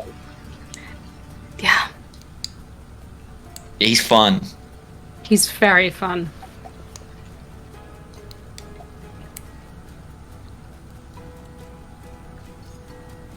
It was kind of him not to charge us for the drinks. I'll leave money behind. Oh, well, He does- never mind. Something.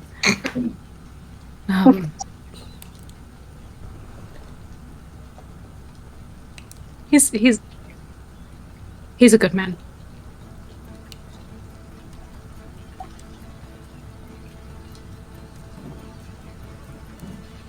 I'm gonna be honest, I really don't know who he's talking about when he refers to Fergus. So Fergus by the shoe repair, I listen.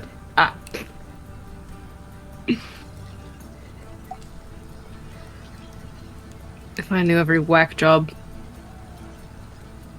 in this town.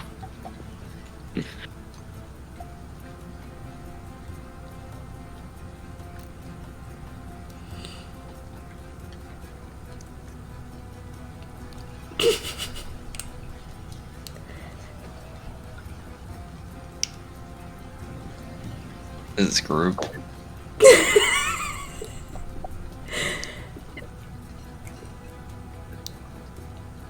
You guys are just sitting here for a while. Yeah. Empty straw noises. There's quite a few moments of just whatever this silence is, just kind of dragging out. So I don't understand. I'm confused. Okay. Your house is quite small. Is Yeah. there... Yes. And there are rooms here. And it's a small town. So I don't understand... I don't understand why at least one of us doesn't stay here. I get that the sentiment of not splitting up, but it seems like it would be causing you and your family an inconvenience, is all. I mean, we I'm have just- a room. Not a lot, but some. Are you trying to say you don't want to be my roommate, Arathar?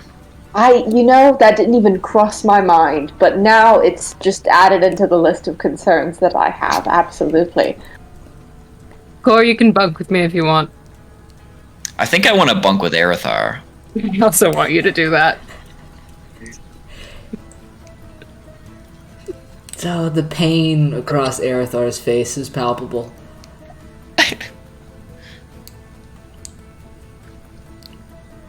If you're sure it is not an inconvenience. Who cares if you're It is inconveniencing quite them? small for shorter people, and so it's... No, I'm just sorry. What are you saying? No, not... Just... If it's fine, it's fine. I thought it was a reasonably sized house. Thank you, Gore. Arathar, are you rich? I was. What happened to your money? Did you gamble it away or something? No, I spent all the money that I took with me on inquiries and consultations about a fucking rock, and no one had any information for me until her. So, Well, I'm not gonna let you sell the rock, so I'm you're not gonna have going to to figure sell out the another way rock. to get money. When did I say I was going to sell the rock? I was asking about. I was asking more about the rock that I know about. Doesn't mean I'm going to sell the rock that we find. I think it's a terrible idea. We could always make a replica of the rock and sell it and tell people it's the real thing. Found it! That'll work.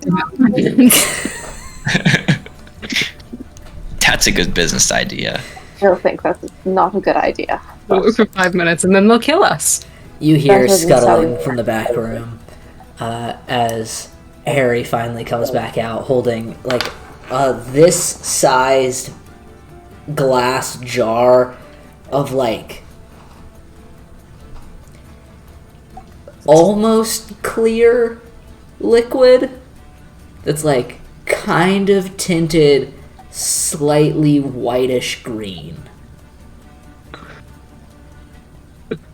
Ugh. There is no label on it. It is a plain glass jar. It has like one of those sealed metal lids that is then double sealed with wax. He walks over, thunks it down on the table with it makes a heavy sound. Just thunk, and then sits down in the chair. Where were you keeping that? We had put it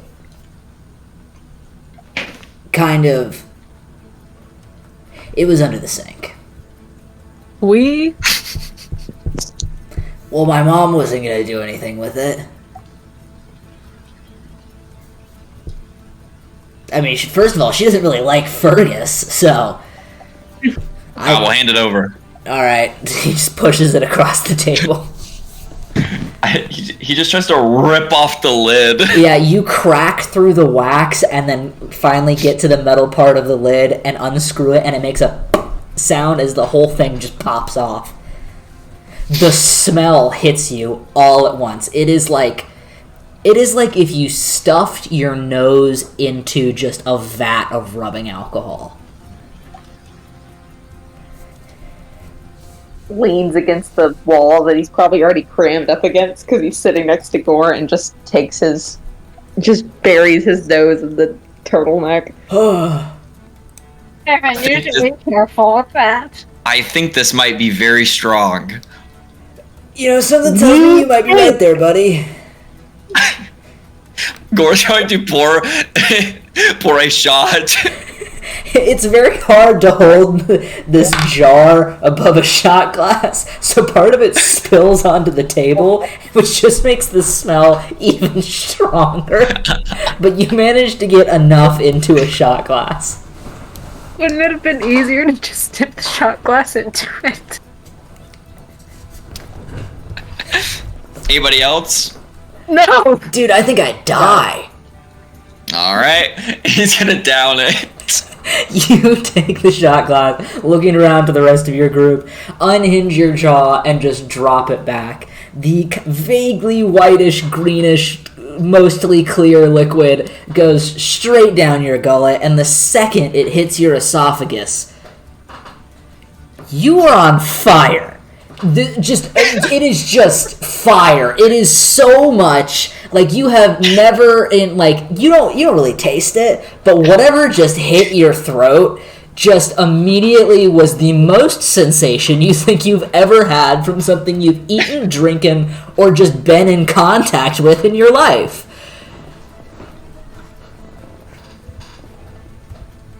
That was pretty good. A tear starts to drop from his eye. Take it back. Okay. Thank you. Just screws the lid back on. He keeps kind of side-eyeing you, like he's kind of like, is this dude gonna pass out? What's happening?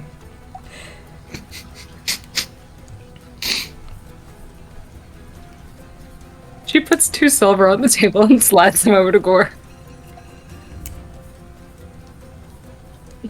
It's worth the sensation. I I don't You were believe right. you. This isn't because it hurts. It's because I'm happy. I also don't believe that. So You shouldn't. bullshit.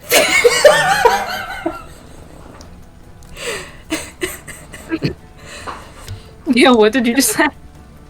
He said he's full of shit. You're full of shit.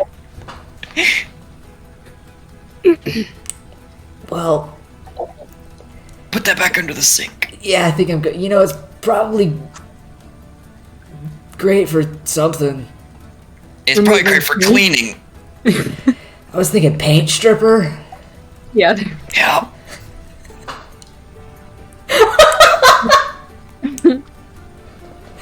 Harry, I know there's not a lot to do around here, but you really shouldn't be painting strippers.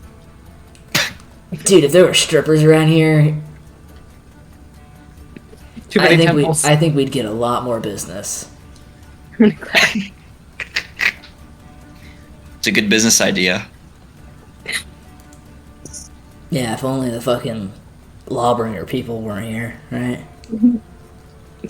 Yeah, fuck those guys. I would say I'll drink to that, but I don't want it anywhere close to my body, thank you. Yeah, no, it's probably a bad idea. Honestly, it might be what made Fergus go blind.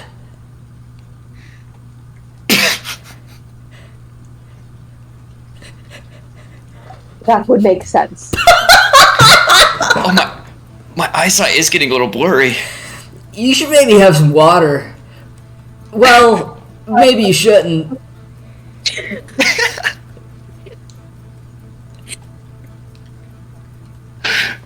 What? Why should I have some water?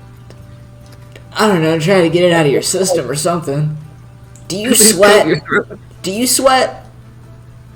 Could you sweat it out? I don't know. That tends to be a pretty good idea for me. Okay. He punches enough trees, so it might work. I don't know what to tell you, man.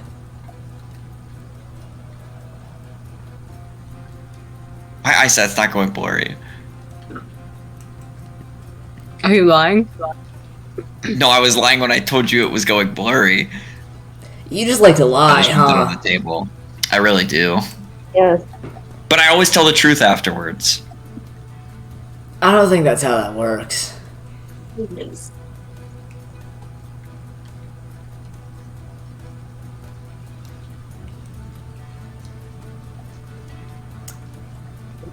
So Fergus went blind? Only in the one eye. It was his bigger eye, though, so... You know, you win some, you lose some.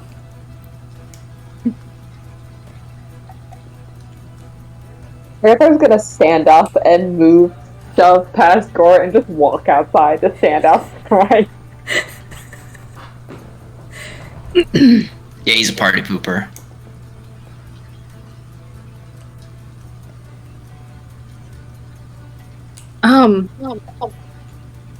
Oh, gods.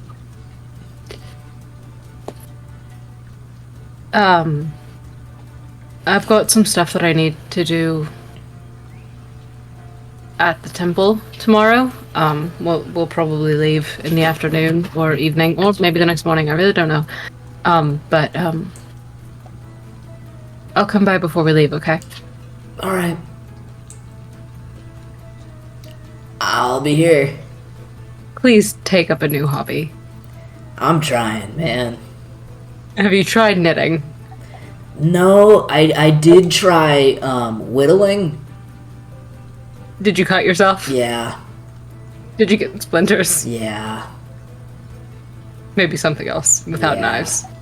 You should try working out. I just lift kegs. I feel like that's enough. It's not. Let me feel your bicep. It's like a regular man's bicep. No. It's like, it's not, He's mo- he's not a twig, and he's not jacked. He can definitely lift kegs, but You need more protein in your diet. I don't know what kind of salary you think I get. Room and board. I eat fish, mainly. Eat more fish. I feel like that should be a commercial. Got fish?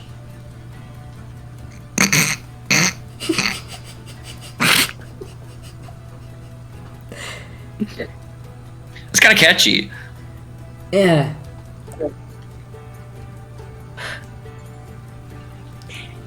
Yeah, I'm gonna be honest. I don't really know what to do in this situation. There's a lot of things happening apparently with you guys. You should go back to work, and I promise I won't go a year without writing you again. That would be preferred.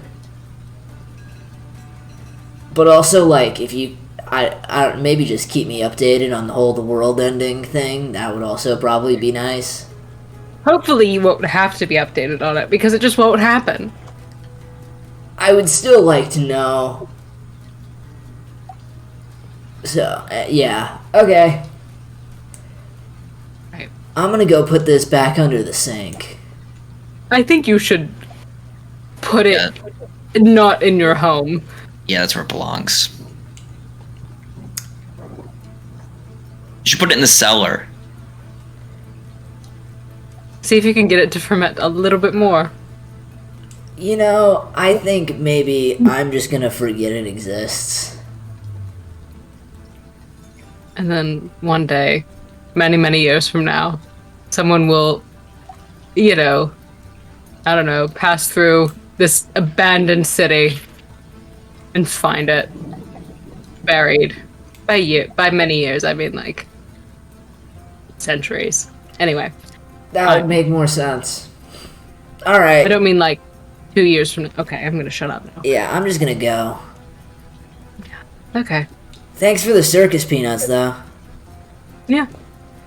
Please don't eat them all in 2 nights. But they're so foamy. Get out of my sight. Alright. See you guys. Yeah. And he walks off with Fergus's jar. As he walks away, I'm going to slip a gold into his pocket. And look at Gore. We should probably go find Arathar before he, I don't know, dies from the secondhand fumes. Probably.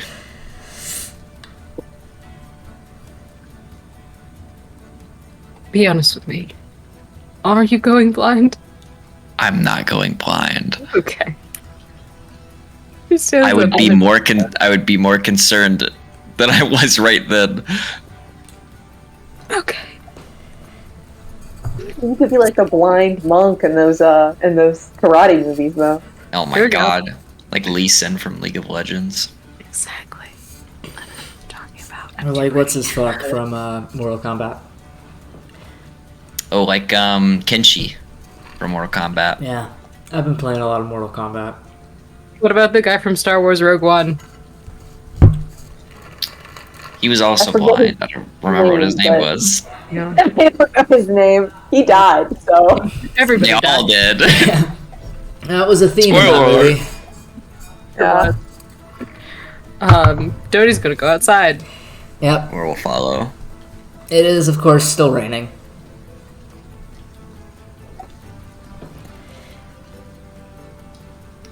He just stepped outside under where there's still cover and just kind of obviously taking deep breaths from the fumes and just eventually just kind of stood there, just kind of looked around.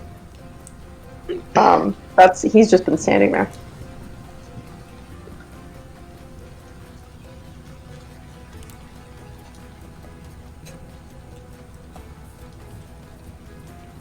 So Not we shouldn't go find Fergus and restock before leaving the city.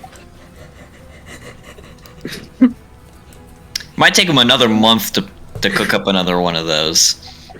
Hey, you don't know. Fergus might be capable of many things. He might have it stockpiled in his basement for all we know. Fergus is the distant cousin of Craig Noodles, I'm sure of it. Yeah.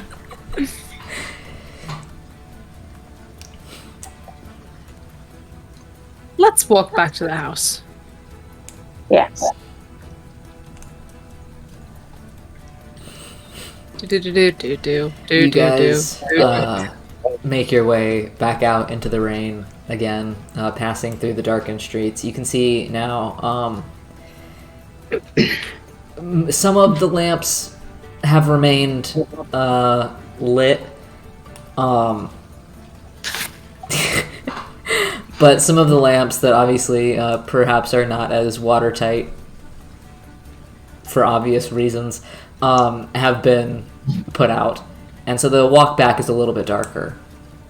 You can still see the light from some of the corners of the city, and as well from the gigantic Sage Queen Temple that kind of towers over everything off to the west, and of course the Ihalal Temple, like a fucking beacon on the hill. I mean, that shit is lit up like nobody's business. But you make your way back towards the Lee household and eventually make your way inside as well. It seems that your parents have most likely gone to bed, as your father is not sitting in his armchair. So, that's probably what that means. She takes them inside, locks up behind them. Kind of makes sure that there are no lights on downstairs, and sets about putting clean linens on the guest beds. If for no other reason than to feel useful. Kind of putting sheets on. There's more blankets in that whole closet if you need them. There's candles and matches in that drawer. Washroom is down the hall. And if you need anything, just, shout for Danny.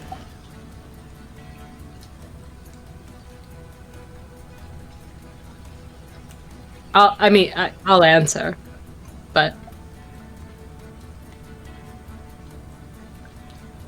Right. Okay. Okay.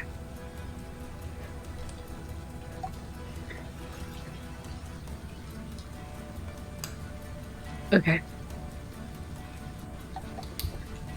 Slowly backs out of the room, leaving them alone. You back out of the room and walk back down the hallway towards the kind of... It's feeling weird now. It's setting in. The whole being at your home thing. And you walk back into your room and you're like, yep, this is odd. It's a little bit strange. Seems the cats are being difficult, perhaps.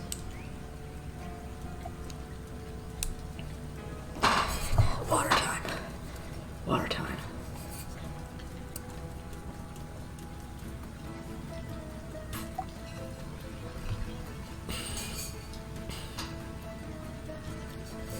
Harry's a fun time. I love him. He's amazing. He's just a Everything dude. to me. Yeah. I would ask if he has a playlist. He seems a little too boring to have a playlist. It would just be dude songs. It would be Weezer. Just Weezer. It's just the Weezer Blue album.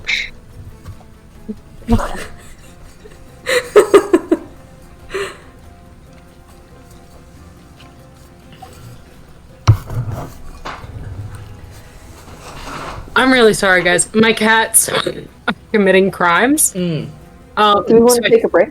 Yeah, I was just gonna describe your room and then I was gonna put it on break. Yes, good, excellent. because we're at 2 hours now. Good. Yeah, it's about nearly exactly how you left it. There are a couple extra, will look to be like shoe boxes or something of the sort off to the side that have a couple pairs of shoes that are very clearly what were your mother's and are probably going to be donated or something, and they just got them out of the hallway when they saw that there were guests. But other than that, your room is about how you left it. The bed is probably a little small for you now, but it's still definitely worn in and very comfy, so there's at least that. And all of your stockpiles of extra blankets are off to the side, left in the cupboard like you normally keep them. And through the window you can see the moonlight drifting in, and it's very strange. But you have the night to yourself. So, I think that is where we will take our break, yes? So you can go deal with cat menaces. So, we will be back.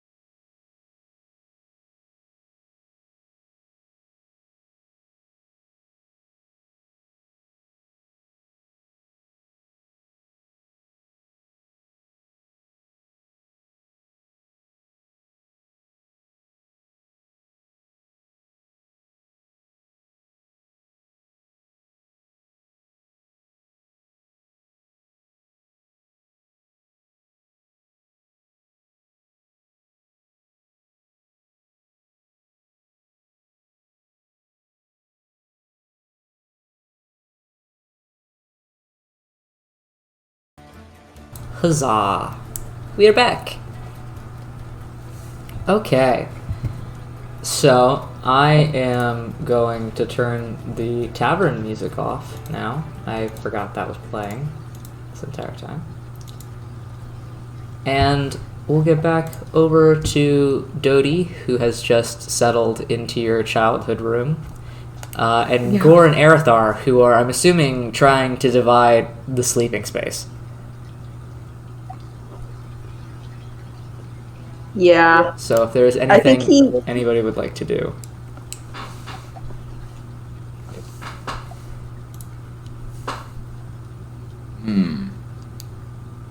I'm defaulting to menfolk because this is going to be funny no matter what. Oh, this is before we go to bed, right? Yeah. I think that as soon as Dodie leaves the room, Arathar tries to casually but swiftly walk over to the bed to claim it.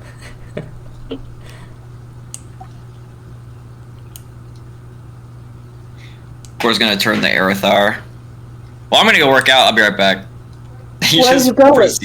He just proceeds to walk out of the house. This isn't... He was the one that said don't split up. There he goes. He's just going right outside. Maybe. Well, Gore walks outside. Arathar, you have free opportunity to claim the entire bed as yours if you so wish. Yeah, I think before he goes to bed, he'll open up his journal and catalog everything that was said during that conversation. Because he obviously, you don't want to be rude, put in the notebook and, writing it down. Didn't know those people like that. So he does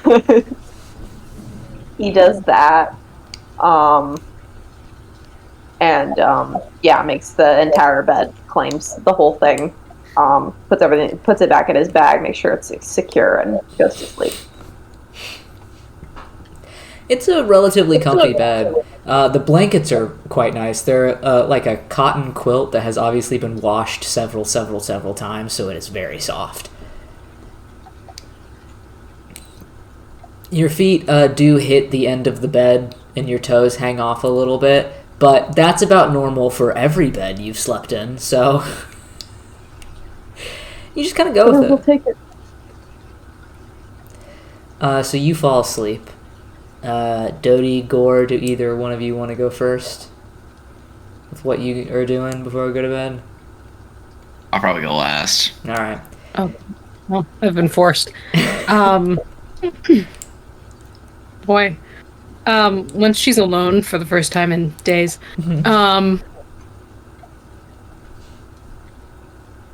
she takes a good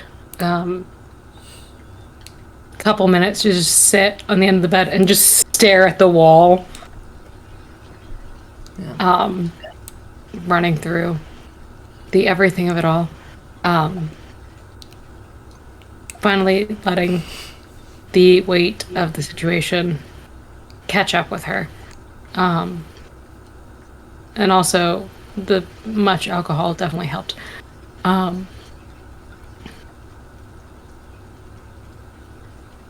But after a few minutes and just kind of letting the space resonate around her,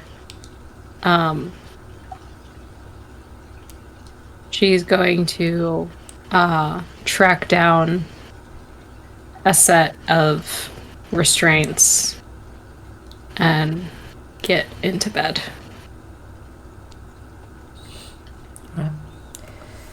You... Sorry?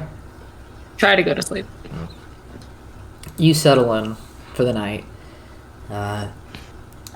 Restraints on as best as you can attach them to this bed frame. And beneath the warm weight of your blankets, you feel this, I guess, kind of low-lying sense of dread beneath all the layers of familiarity. It's all a lot. And each of the new added pieces of information don't really help. So slowly, after quite a while staring at your ceiling, just thinking about your entire life, your eyelids slowly become heavy and your body returns to slumber. And you see nothing but darkness.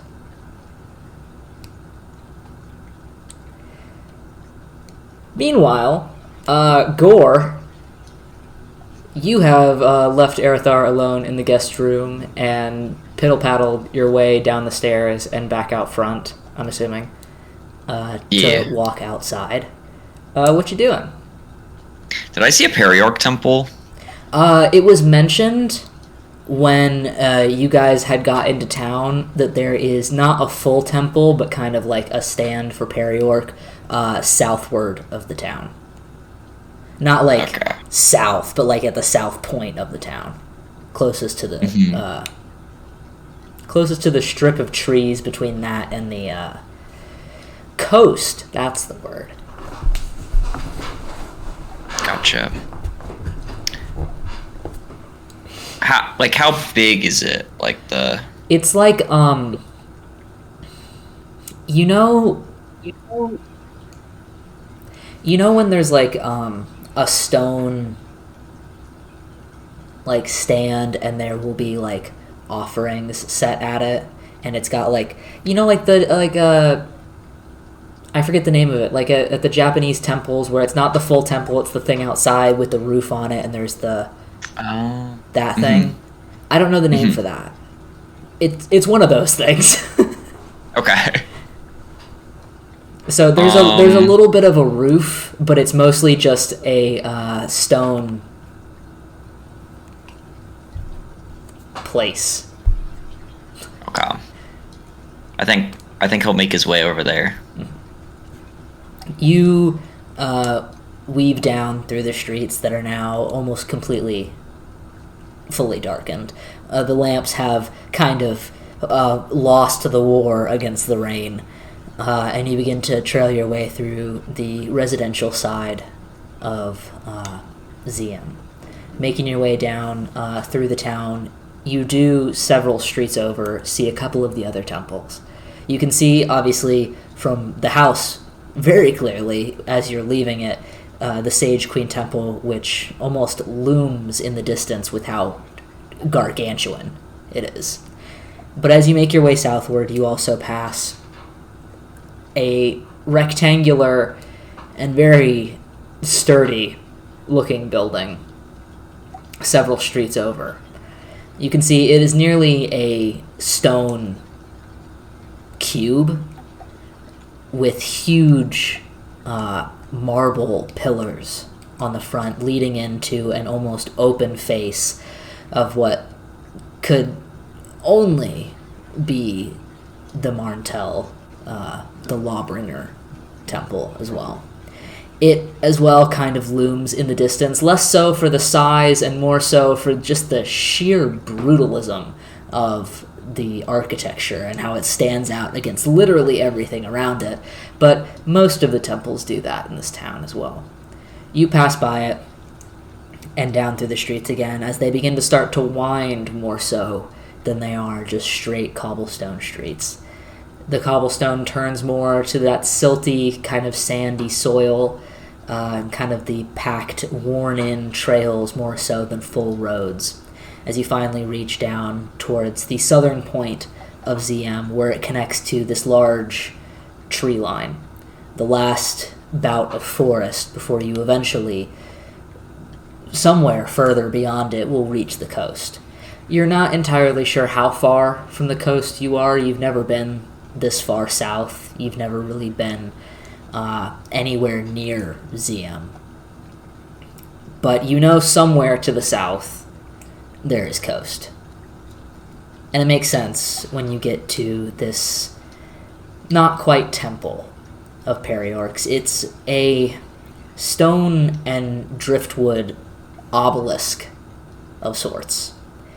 It's set almost in a V-like pattern, the point of the V facing towards the southernmost point. And around it you can see there is a small canopy made of very well-worn and probably very rarely replaced driftwood poles to make up this kind of roof over this obelisk. And you can see at the base of it there is a small stand for commune sort of things. If people were to place offerings, that's kind of the place it would be, as well as almost a at first it looks like a mat until you realize it's made into the stone and it's just a piece of carved stone placed atop the rest of it for someone to sit or to stand on or to kneel at, or however somebody might, directly in front of the obelisk, looking out over the southernmost point and up towards the tree line and to the stormy sky above it.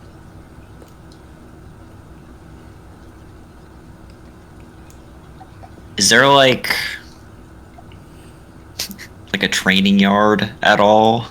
There is a clearing behind it before you reach the tree line, kind of where the grass has kind of been tamped down a little bit. You can tell that there probably aren't a lot of frequenters of this place, but they do keep it up to a relative degree. So there is a bit of like a clearing, but there's no like equipment or set place out here. Okay. I think I'll just go into the clearing and then start doing his thing. Okay. You let the rain wash over you for a while, going through the motions, going through the familiar aspects of your kind of nightly routine. And you hear the thunder in the distance, near constant, as it has been for several days now. And every once in a while, as you're training, you look back over towards the kind of trailing town that kind of gently slopes up this very barely a hill type thing. And you also look out towards the tree line, down towards wherever the coast may be. And you see the stormy skies above you as well. It does somewhat unnerve you, the clouds, how stagnant they seem. They don't move the way you expect them to. But you continue training.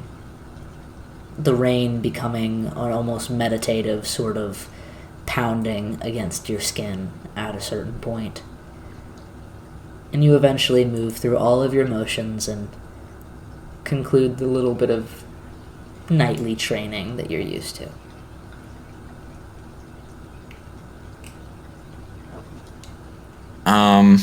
I think when he wraps up,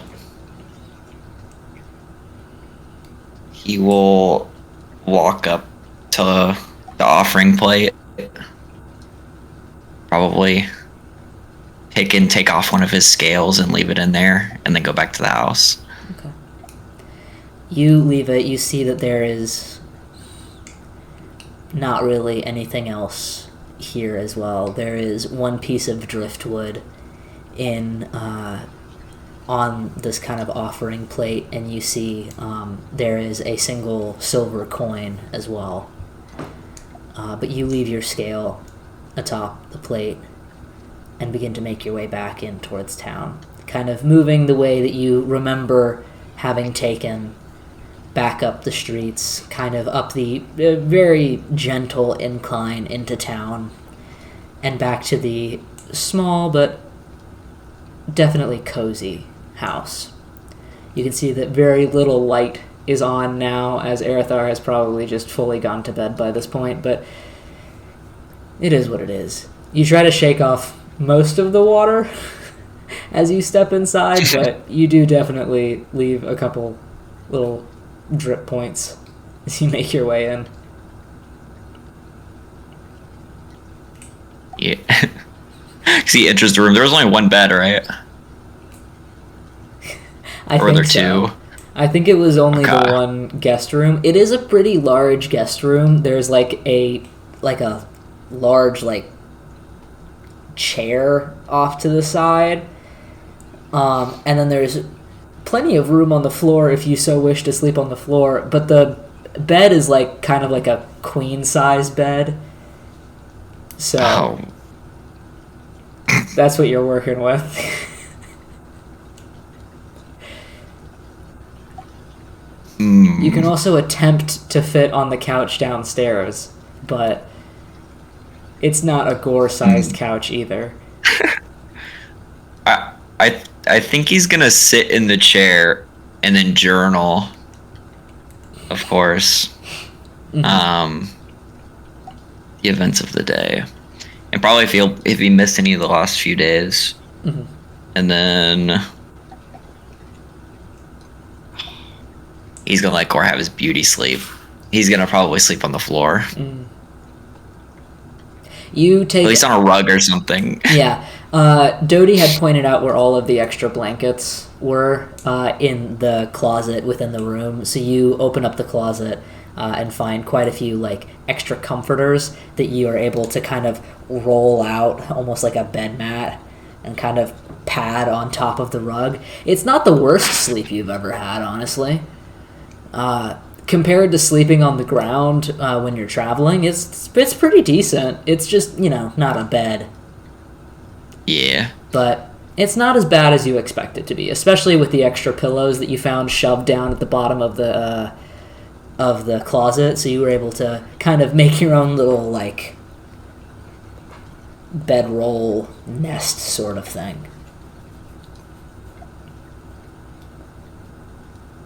But you drift off to sleep as well.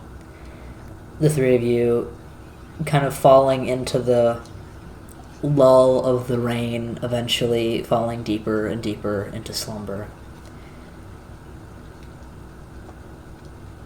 Dodie, you do, at a certain point, you're unsure of the time, start to stir awake. And as you roll over, or as much as you can, with the restraints in your bed, you start to blink in the non-existent light of your room, save for the moonlight that is barely trickling through the stormy clouds above the house. You hear it again. A very soft knock on your door.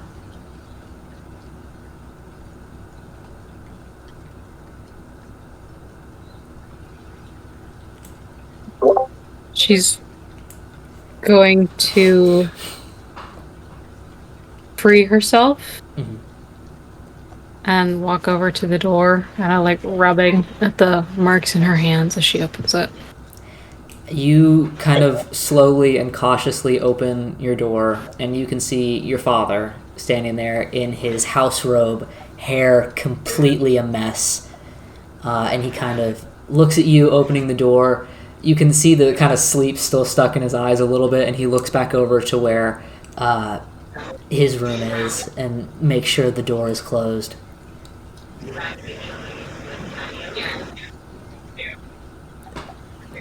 If you're so willing, I can tell you a couple more things.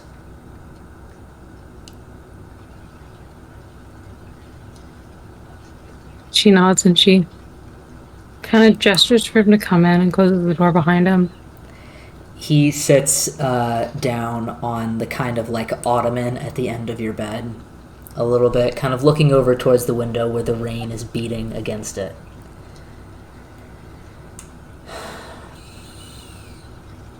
She goes and sits on the bed with her legs crossed like a 10-year-old girl.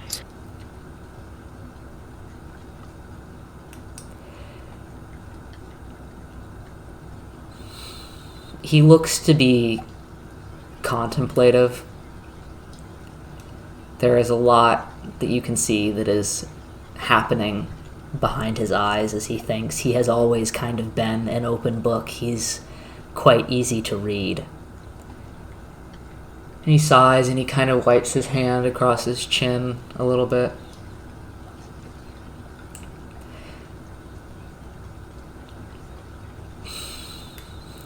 Your mother and I have not always agreed on the ways in which our lives, including yours, progressed. And I feel that it is important for you to know that most of her complications come from fear, and that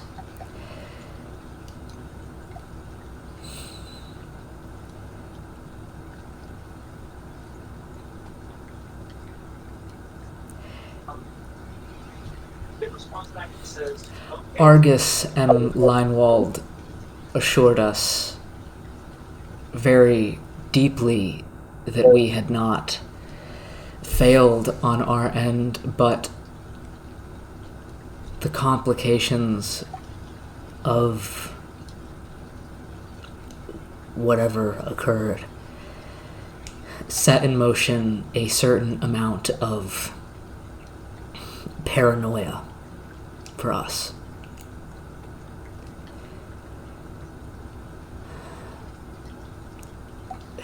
Do you know who I'm speaking of? Do I?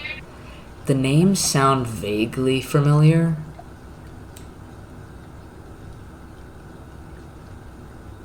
No. They were our, I guess, Pearl's fathers. Yeah.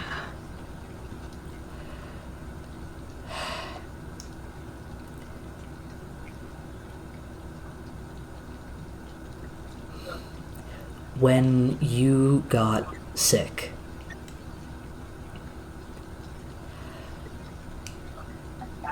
a lot of things changed, and we didn't know why.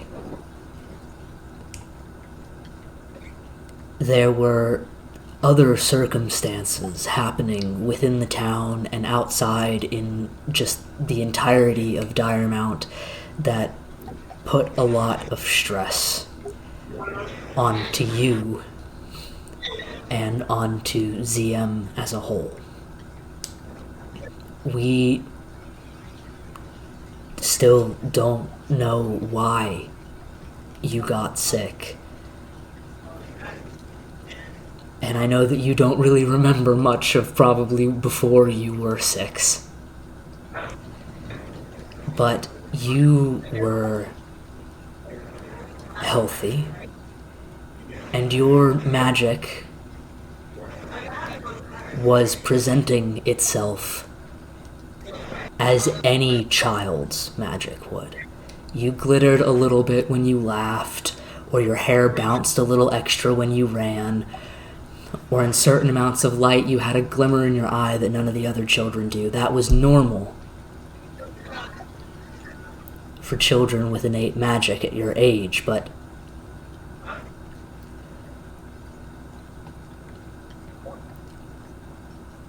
your mother is still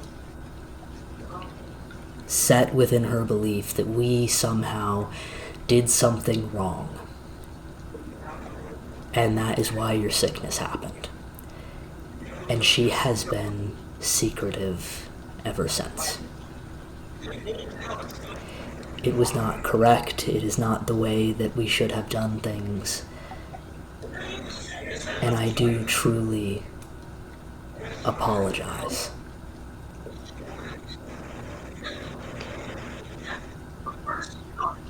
What happened externally? What happened in the town and everywhere else? Around the time when you got sick, ZM was receiving several communications from other parts of Diremount, from other religious temples and people and clerics and paladins and all sorts, of a distrust of the gods spreading. It's when the skirmishes in the north began, and it is when the Ravenall clerics began to flee.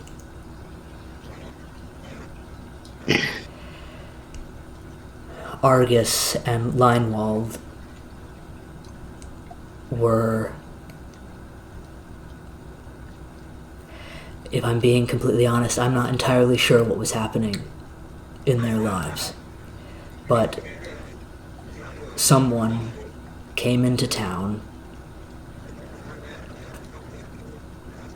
told them both something, and before we knew it, they were gone. They left, they took Pearl, and we have never heard from them again.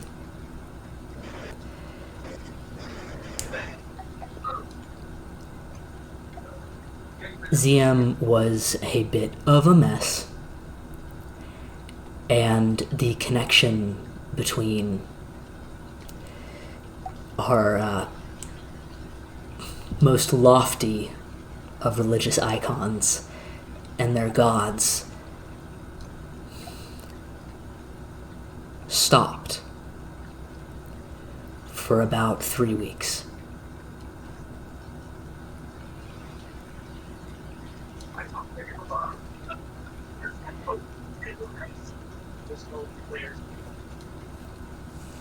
I still not, to this day, fully understand everything that happened, as I was trying to work with Argus and Leinwald to keep you alive.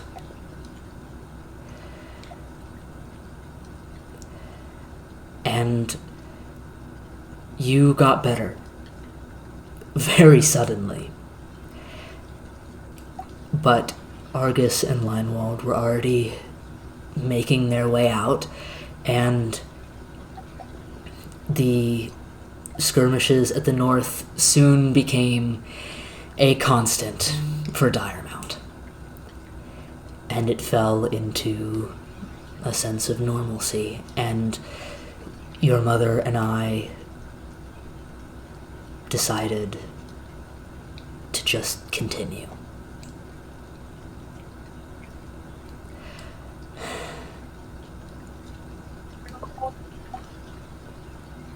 So,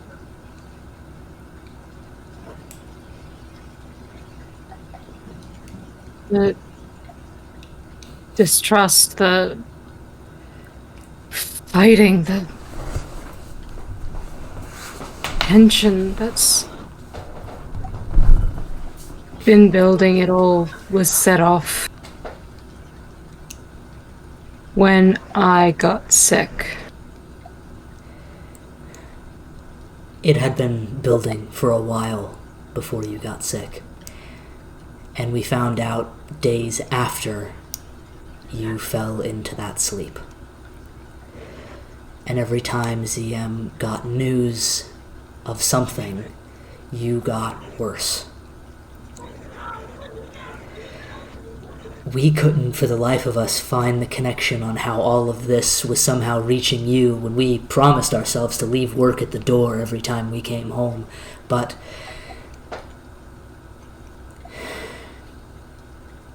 I don't know the connection. I don't know what happened at the capital. I don't know what happened in the north. I don't know what happened anywhere else. All I know is that communication between the capital and some of our temples to the north stopped completely.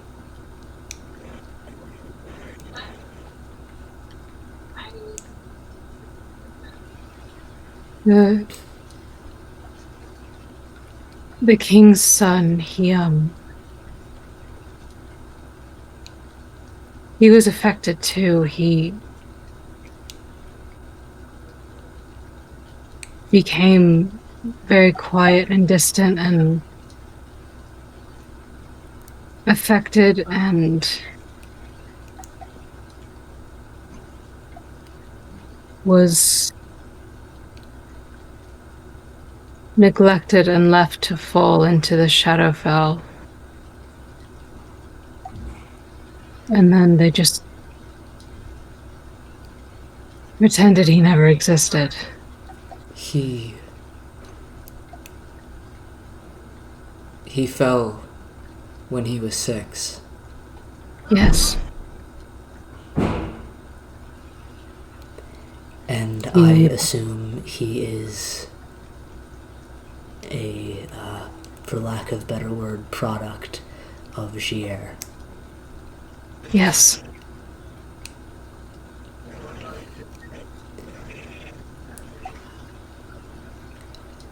Are you two connected? How do you mean? To be honest, I don't know. Before today,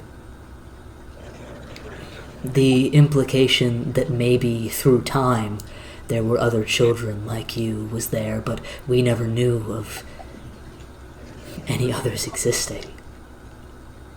So to find out that, of course, in all honesty, it makes perfect fucking sense that there would be a child of Gier along with a child of Oliel at the same time, in the same year, on the same continent.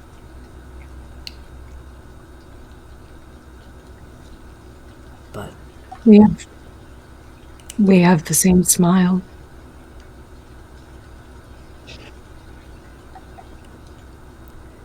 At least he has a nice one.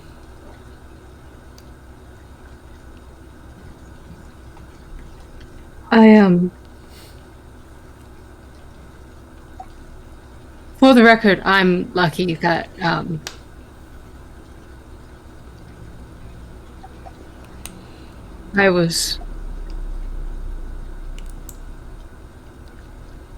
don't consider myself lucky to be born, but I do very suddenly consider myself lucky to be yours, because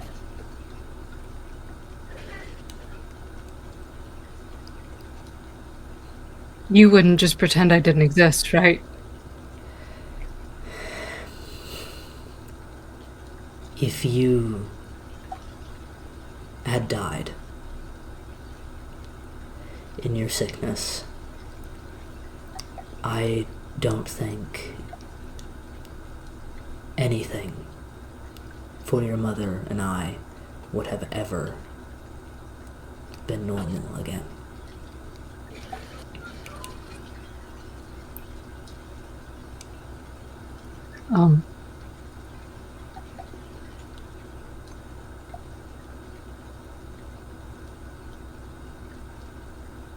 I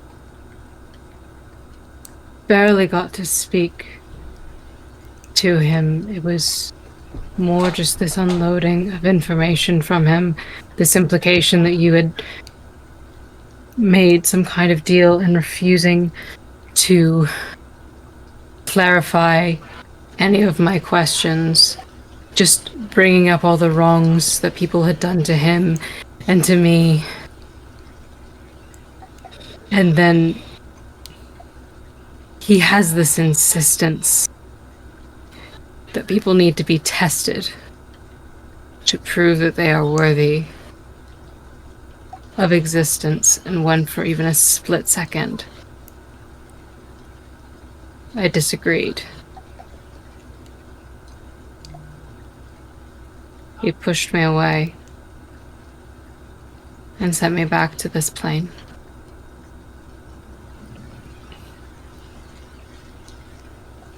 And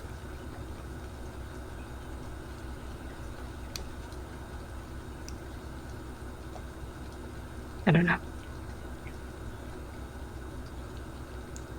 I just felt like you should know that part.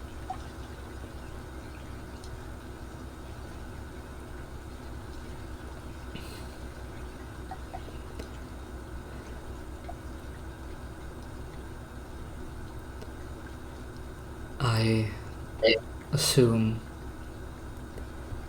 that there are other reasons for his reaching out to you. And I Yes. assume that is part of what you wish to search for in the library in the morning.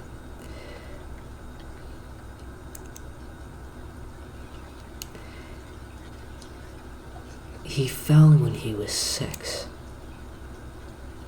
Yes.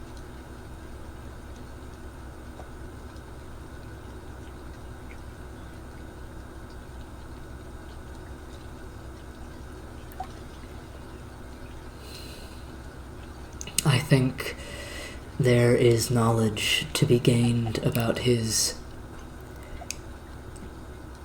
planar state, most likely.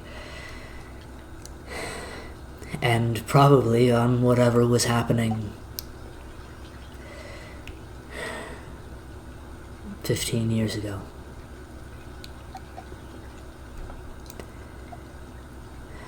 Yeah. Your mother is scared, but I needed to tell you. Thank you.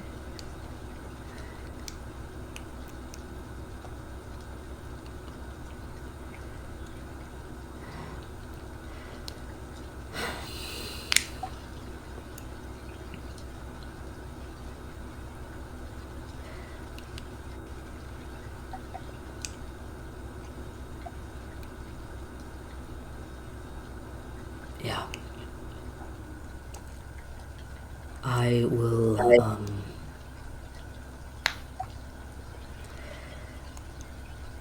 leave you and contemplate this on my own as well, but try and get some sleep. We have guests, so I'm gonna make pancakes in the morning. You used to stick up for me.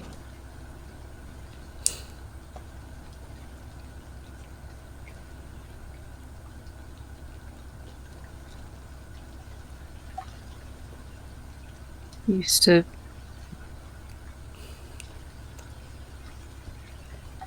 comfort me and try to tell me that my fears and my hurt was valid, and then you just started defaulting to her and telling me it was a good thing. It doesn't feel like a good thing anymore. I don't think it ever did.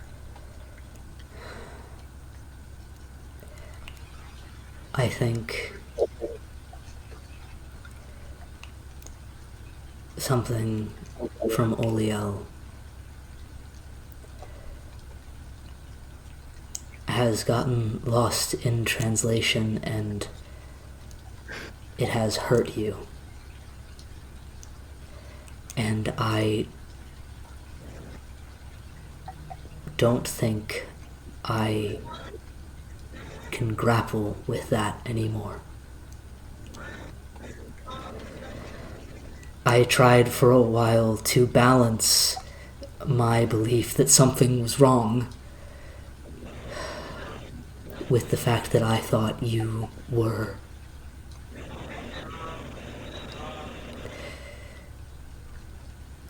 you are something purely divine in my eyes. And I started to lose my faith over it, and I trusted your mother to bring me back to it, but now again I am struggling.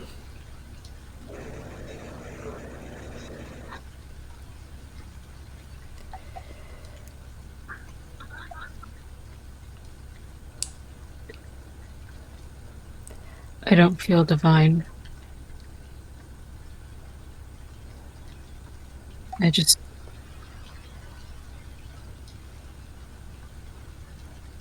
feel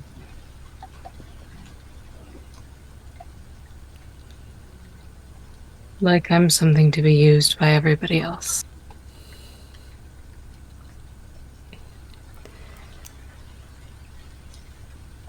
I don't know how to set expectations for myself.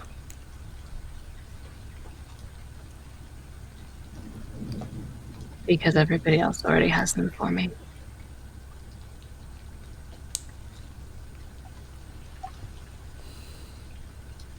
And that really led to me getting hurt. Which is why I'm not at the capital anymore.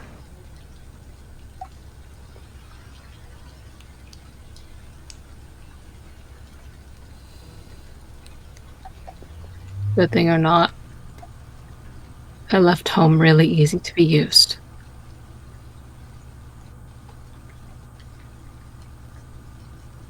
And that's all I'm going to say about that.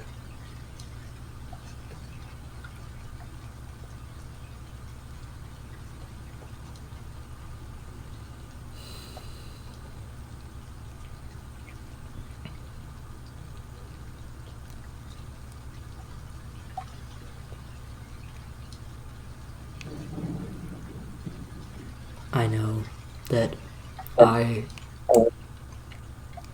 on a level, can never understand.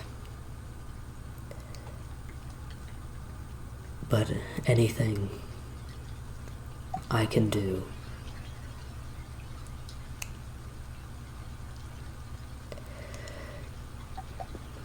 let me know, because I would tear down the world for you.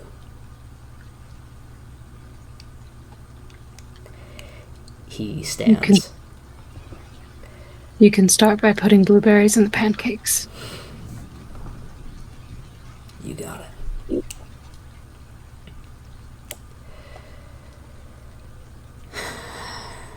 Try to get a little bit of sleep. I know I woke you up at whatever hour it is. Yeah. He smiles sadly and walks to your door, shutting it as quietly as he can.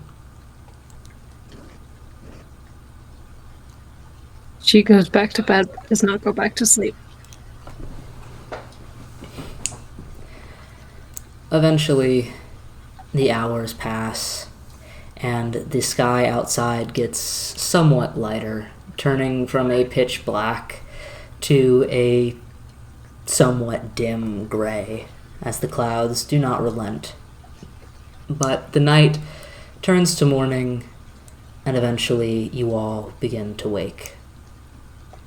Dodie, you are already awake, but for the other two of you, if there's an order of which you would like to wake up, or if there's an order of which the three of you, would like to do things. You wake up and hear a little bit of shuffling somewhere in the house.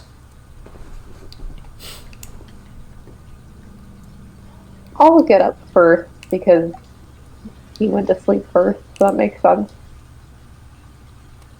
Alright.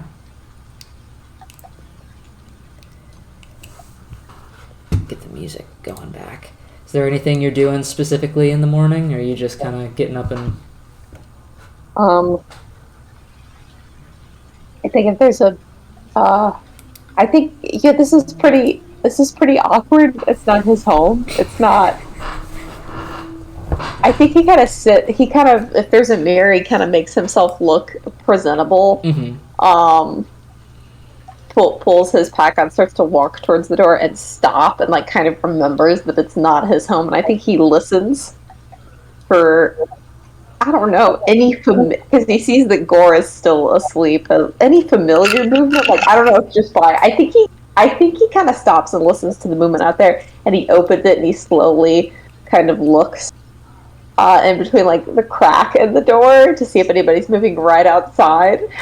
You can hear as you open the door that somebody is downstairs in the kitchen.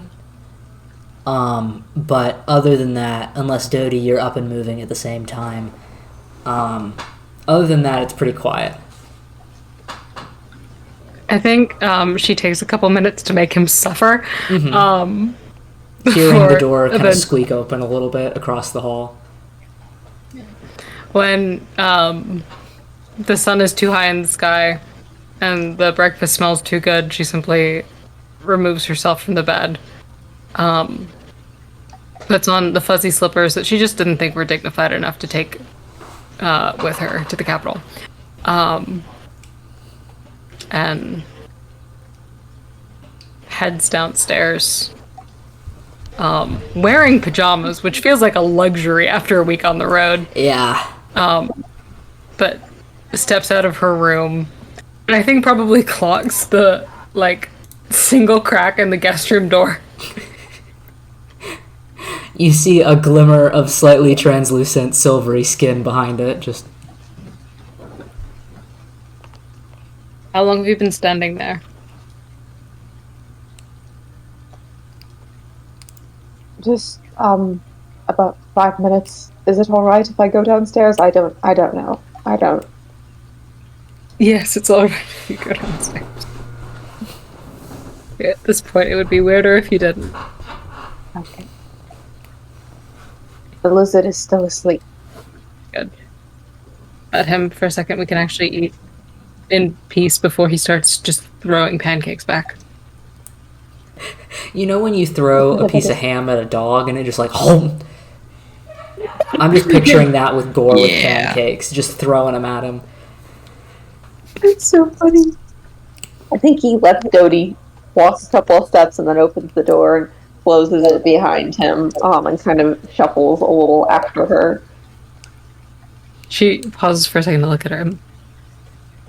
Would you feel safer if I held your hand going down the stairs? I think that would be inappropriate.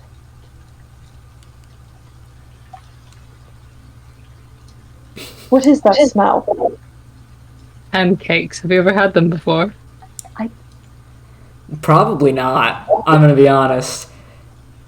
I don't know what that is. This is going to be a great first introduction. Come on. Start walking downstairs. You lead Arathar downstairs and into the kitchen, where you can see your dad is making pancakes, blueberry pancakes to be specific, and he is also making this kind of baked egg, skillet dish, it's almost like frittata? It's almost like a frittata, but it's it's kind of like, it's hard to describe. It's got a little bit of a crust on it, and it's egg in the middle, and it's made with that crumbly kind of pure white cheese on the top, and he's cut it into pie slices. And he sets it out on the table on a little pot holder. There we go. And he sets it out on the table and begins to start setting out the pancakes, as well as the cured fish and the little bits of kind of deli meats as well to go out with the different various breakfast items. And eventually he reaches in and just grabs a small bowl of the blueberries and just sets it down on the table for snacking as well. But he just kind of goes about his business cooking, seemingly having a good time, having pancake morning, especially because there's guests. He's got to go all out, you know?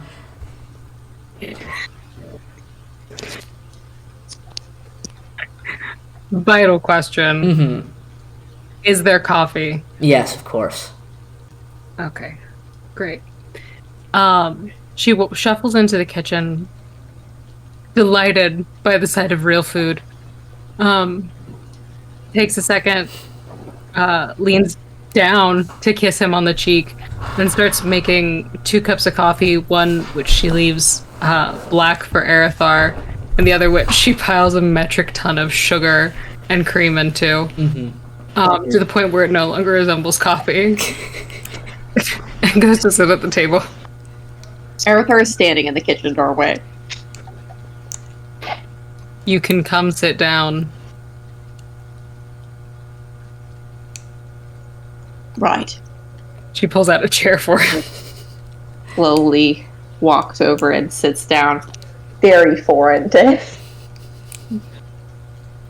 He takes. Aaron seems to be humming some little tune as he's going about making another batch of pancakes, but he's just kind of minding his own business.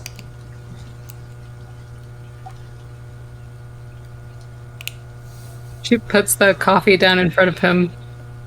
There's cream and sugar. I don't know. You seem like a black coffee kind of guy. He starts sipping on it.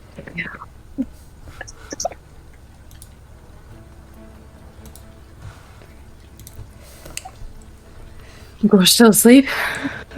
Yes. He,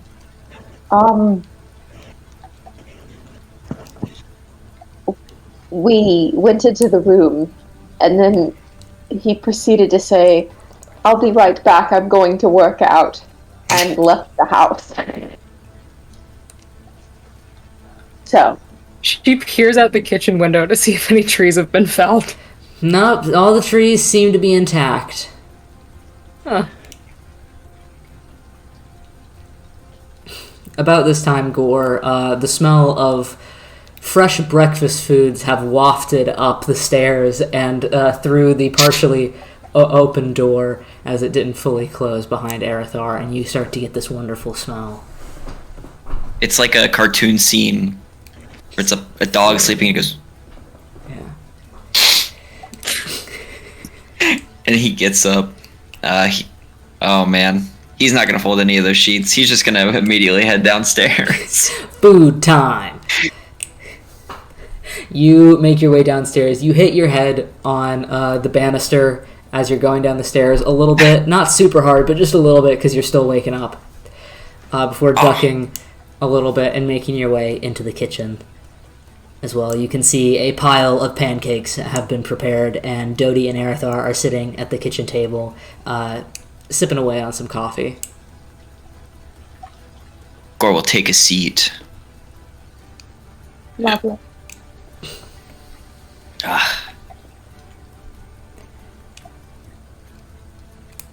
Y'all don't want me to dig in first. No, she starts making Arathar a plate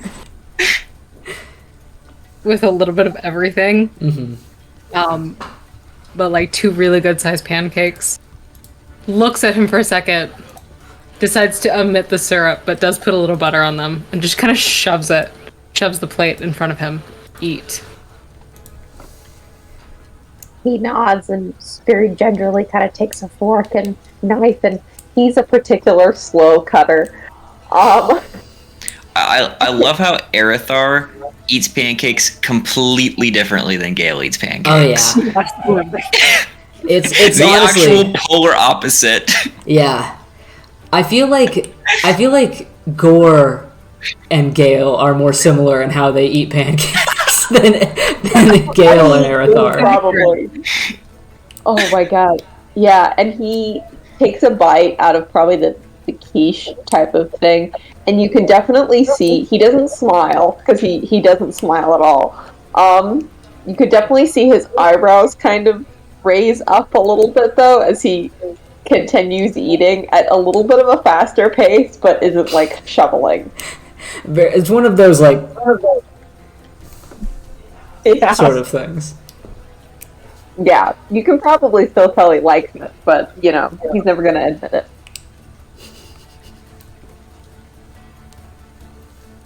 It is pretty good. The cheese, the kind of crumbly type cheese on top of it kind of has an almost tartness to it, that with the eggs and the little bit of like what you're guessing is like some sort of crust thingy. It's almost kind of like a tortilla type thing. I don't know. You're not entirely sure what it is, but it's pretty good. Whatever it is. It's definitely better than tavern food. Yeah. Just starts working up the whole plate. Yeah.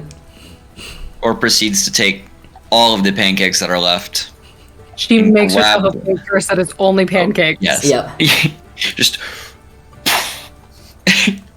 and then unhinges his jaw in front of these poor people and just shovels it in.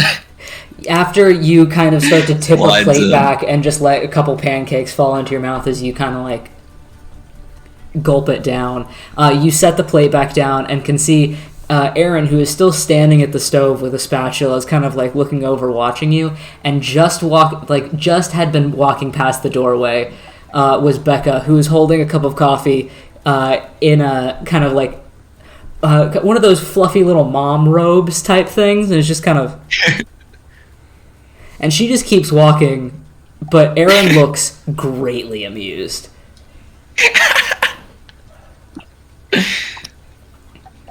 He looks down at the pancake in the pan and kind of picks it up onto the spatula and then looks back over at you, Gore. I don't want to make any assumptions, but would you be game if I flipped this pancake at you? He just unhinges his jaw and opens it. He hits the spatula, flipping the pancake into the air. Hold on. Yeah. And it just does a perfect spiral flip directly into your mouth. Oh, great. Then we'll... Thank you for that. And he goes back to Good making shot. pancakes.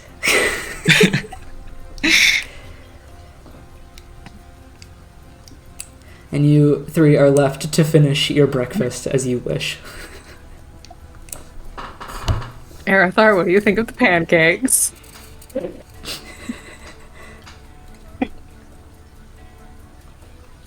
Probably Alex think he's mid-chew if she asks that, so he'd be very, in at his own pace, finishes and looks up at her. Sufficient. Wow, ringing endorsement. Sufficient. That's at least a 5-star rating. Yeah, I think so.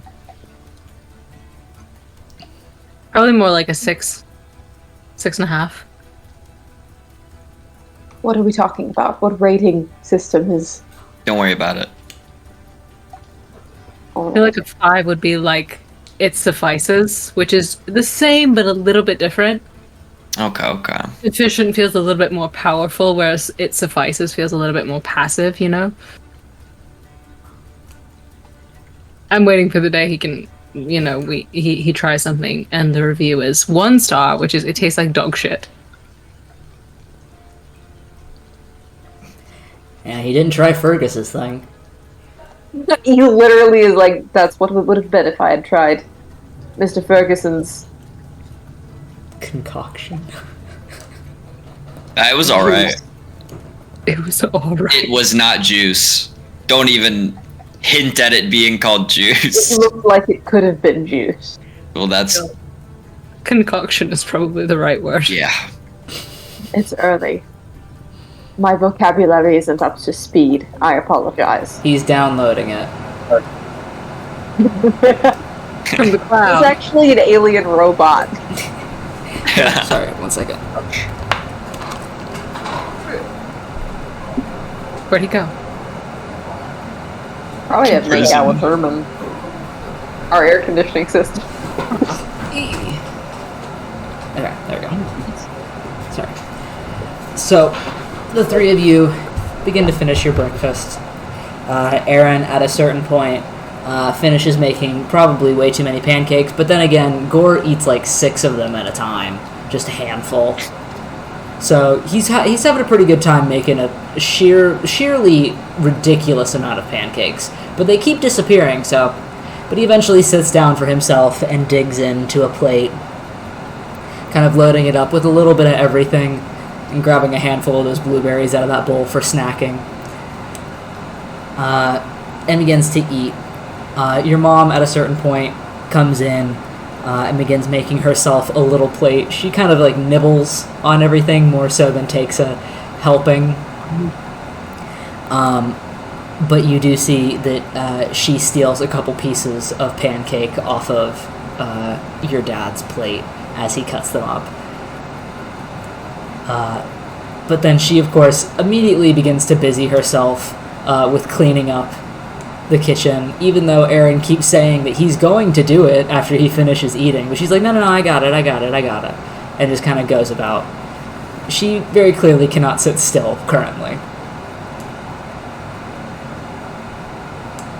But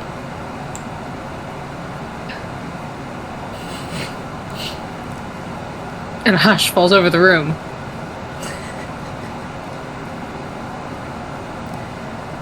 is there anything the three of you wish to do while at the house this morning?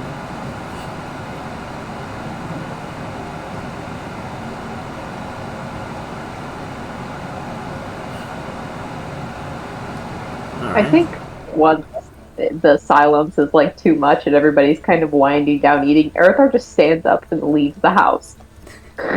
Leaves the house. Yeah. Walks out onto the front porch.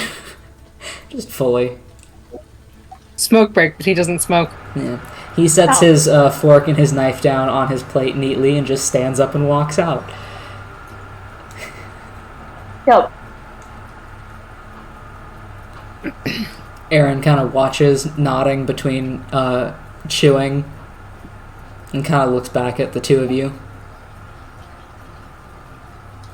Yeah. He's very efficient.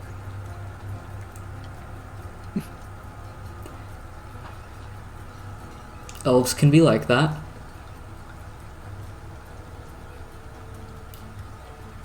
Practical. Digs back into his pancakes. Awkward as shit. Well, I guess we should get going. Yeah.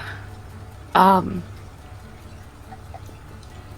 gonna run upstairs and get dressed. Dad, if you can think of any specific titles to look for, that would be spiffing. I'll write down what I can remember, and I'll be up there pretty shortly anyway, so... I'll see what I can find as well. She heads upstairs, Mm-hmm. puts proper clothes on, and heads downstairs to liberate Gore. Gore, at a certain point, Aaron not saying a word, not making eye contact, definitely not looking at his wife, just pushes a plate of like dried meats over to you, and then goes back to finishing his pancake. Unhinges and eats all of them. While Becca's back is turned, you just kind of dump them into your mouth. He smirks a little bit and then gets up to go clean up his plate. About the time Dodie returns back downstairs. Where's like a garbage disposal? I respect that. He doesn't shred it up though. He just Just down the hatch. Down the door. natch. But you Gonna two head head out. outside, yes? Find Arathar. Just standing right outside the door. He's just Oh, standing you'd on the think he porch, was- just... You'd think he'd sit on the porch swing. He doesn't. He's just standing there.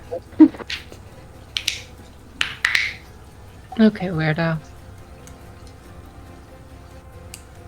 Are we going? Yes. Alright. Starts walking. Mm-hmm. You begin the trek back up towards the library, I'm assuming. The trek is not a very long one, as you live pretty close to the temple.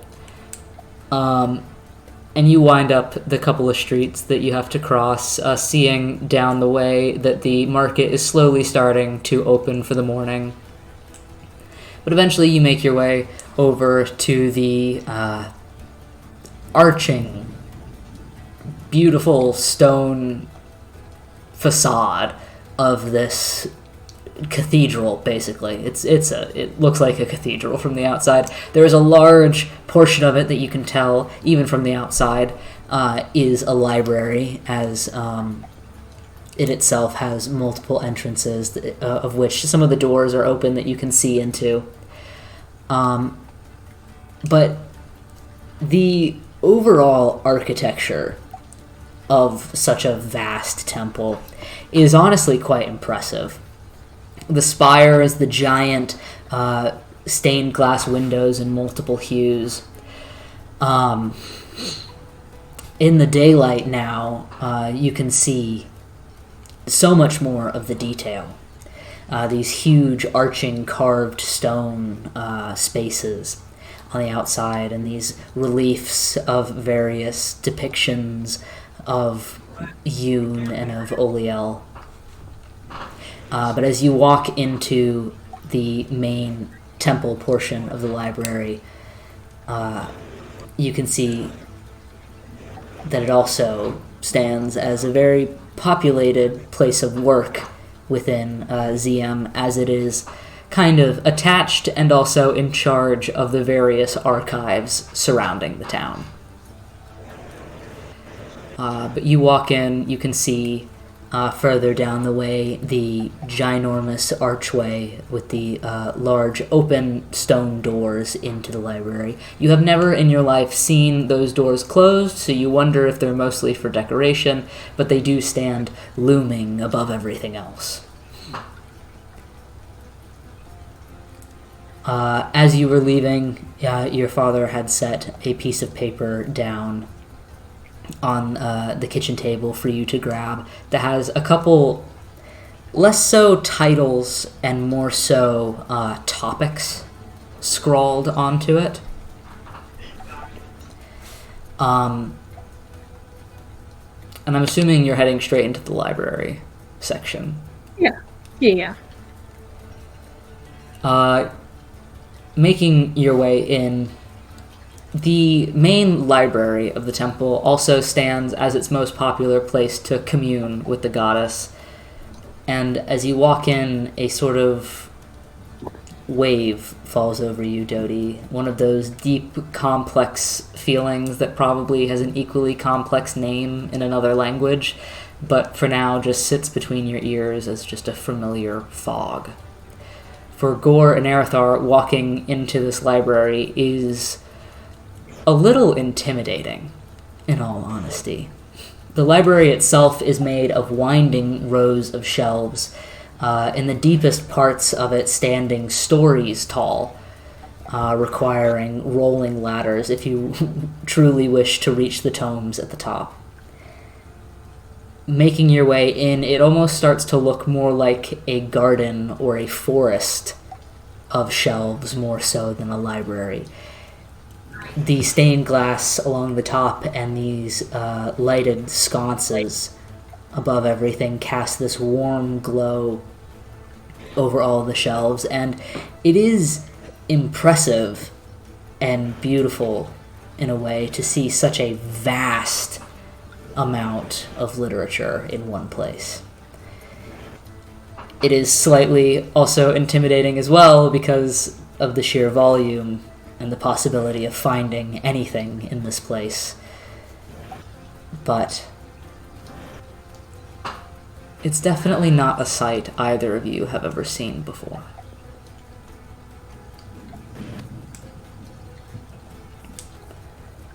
So, I'm assuming that you're looking at the little piece of paper.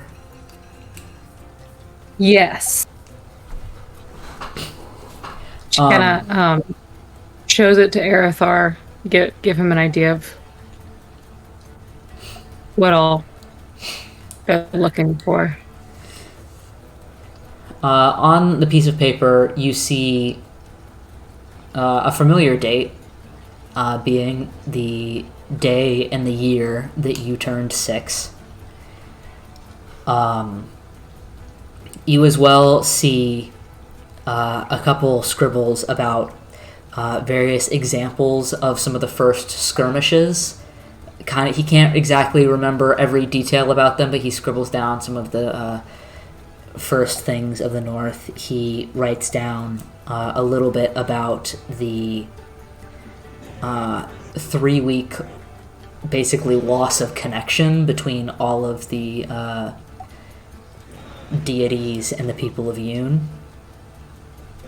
And he writes down a couple things about planar connections.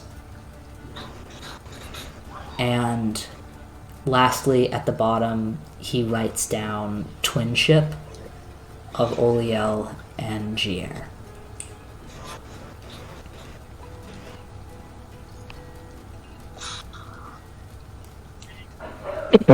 Sorry. Bless you. I'm assuming. It was kind of a sneeze and a cough. I've had one of those. Mutant.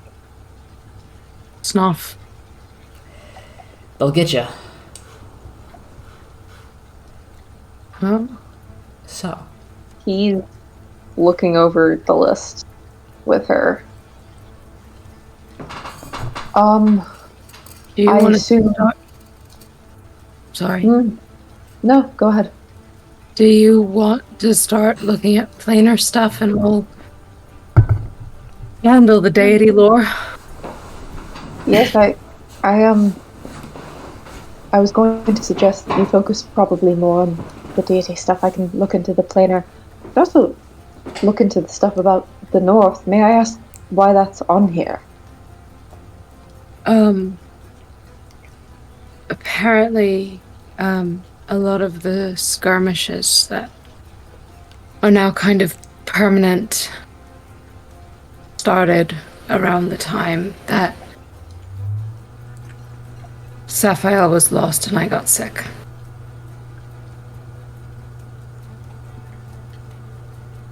Huh. Yeah. I can look into that as well as the planar information, if you'd like. Kind of turns back towards Gore. Take your research assistant with you. I'll wander around. I'm sure I can find something. Don't break anything. Just if you see anything in Draconic involving deities or planar things, just bring it to us. I think they got a Draconic, like, section. Is there? Probably not. there might be, honestly. I mean, this library, like, this is the biggest library that could possibly exist in this section of the world. There might be. You're not entirely sure. You were never taught Draconic. You've never really been in contact with such things. But if there was a place for a library to have a section purely in Draconic, it honestly might be here. She kind of points in the general direction of the reception desk. Go ask the nice person behind the counter if they can help you find such a thing. And if you see anything interesting, bring it back. Just to Okay. either one of us. He walks towards the reception desk. And just turns and goes. Alright. And you two are splitting up to look for things as well? Yep. Alright. If I can get investigation checks from the both of you. Dodie, you have advantage on this because you have been in this library 20 billion times, I would say. I lived here in high school. That's a 22 from me. Nice. That is a 23 for me. Party hardy. I will never get 30 investigation checks ever again. Sadly not. But you two begin to split and walk through the winding. It's strange. They're shelves, they're aisles, they're rows, but the shelves extend so far above you that it almost feels like you're just walking through just an eternity of books. But the two of you begin to wind and make your way through the different sections to try to find where everything is categorized. As you do so, Gore, you walk over to the information help desk towards the front of this library, and you can see a kind of probably late 20s, early 30s human woman sitting behind the desk who is currently putting some different stamps on a couple different books that are being brought back in. And sees movement out of her peripheral and looks up and then has a look of surprise as she has to continue to look up as you approach the desk. Hello. Hi. You guys have like a Draconic section? We do. Would you like me Sure. to show it to you? Yes, please. Right. Let me finish these 3, and then I can show you. And she turns back and Thank quickly writes a couple things down and stamps 3 more books, and then stands up, forgetting that she has to look up a bit further than she's used to, makes eye contact with you, smiles politely, and then starts to walk you into the library. Switching back to Dodi and Arathar, if you can remind me what each of you are looking for again. I'm looking for stuff like planar, and for what was specifically was on the list, yeah, that one. And then the skirmishes in the north. I guess that history with that too. Yes, planar connections and skirmishes in the north. And Dodi, you were looking for The twin ship. The twin ship, yes. And if there was something else on the list that I've forgotten. Your when you turned 6. That Yeah, day. and the loss of connection around the same time. Yeah. Thank you. Right. Thank you. Arathar, you begin to walk through these scattered aisles and rows and sorts of things, and it takes you a while to walk around and kind of get your bearing. It is a massive library, and the amount of potential in here is intriguing, yet the size and state of everything is, again, a little overwhelming. You continue to walk, and you have to kind of search around for a while before you eventually find kind of one of the sections that you're looking for on sort of these planar-specific topics. You begin to start going through some of the books and find a couple that seem to be either interesting about specifically the pathways between planes, which kind of sound like planar connections, as well as a couple books specifically on the Feywild that might be of interest, before eventually kind of falling down the rabbit hole of looking at everything surrounding it, climbing up the ladder to see some of the higher tomes that are kind of pushed away just several feet above the ground as you continue to climb this ladder further and further and further, gathering a small collection of books as well that seem to be about planar beings crossing to the opposite planes. This also seems like maybe it might be important, and so you grab that as well, slowly looking back and lowering yourself down this gigantic ladder back over to one of the small tables off to the side to begin to sort through all of these books. You start to look through a couple. You start first with the Shadowfell books because they seem the most normal and probably containing things that you already know. But you begin to look through them anyway. You see again the sections of corruption from the Shadowfell. The kind of warping sense of reality within the Shadowfell as well. Kind of getting into this permeation of shadow and distrust and paranoia that comes from experiencing not only the leaks of the Shadowfell onto the material plane, but also people who have traveled to the Shadowfell and what they have experienced. It kind of is similar to what you have read before in other books and what you kind of knew of the Shadowfell already. But as you kind of begin to look through the deeper parts of it, you also hear footsteps behind you and kind of sit up to look, and you can see A-aron actually is starting to walk up kind of seeing you and recognizing you a little bit and kind of straying a little bit closer. I also just kind of looking around. Did you find anything on the Shadowfell? He kind of takes the books that he's looking at and just shoves them towards.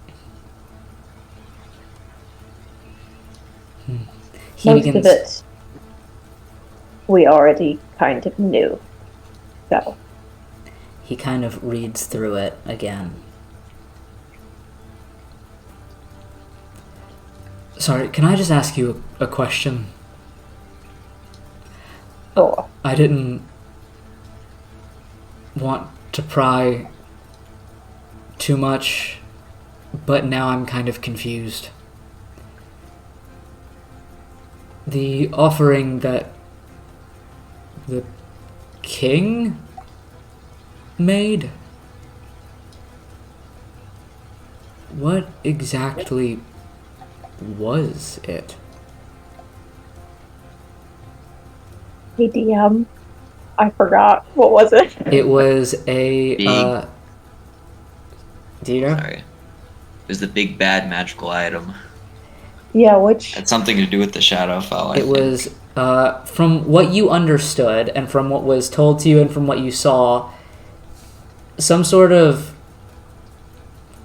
physical connection to the Shadowfell. It looked like a shard of stone with some sort of physical connection to the Shadowfell. kind of looks at A-aron for a moment and kind of thinks back on it for a second. It was sort of charred stone object with a physical connection to the Shadowfell.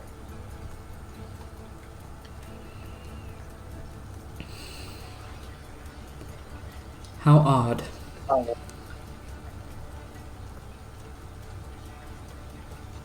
May I ask why you're asking?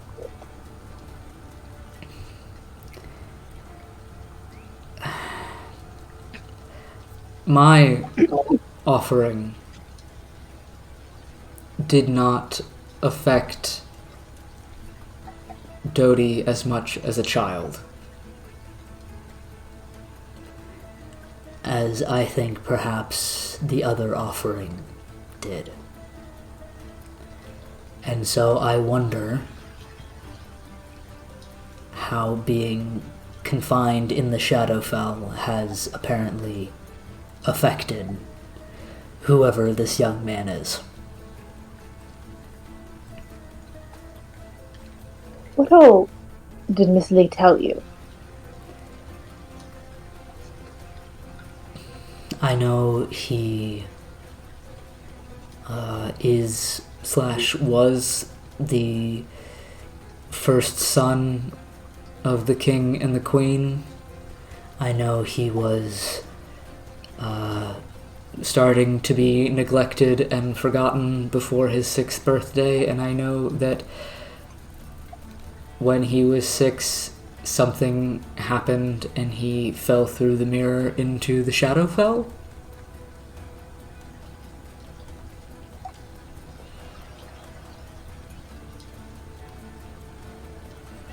As is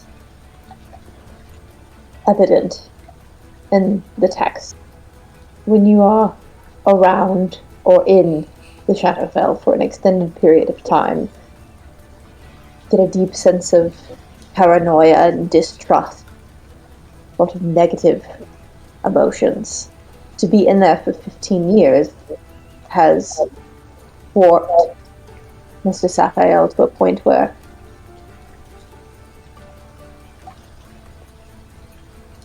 we are currently trying to prevent him from bringing his plane into our own, for lack of better words.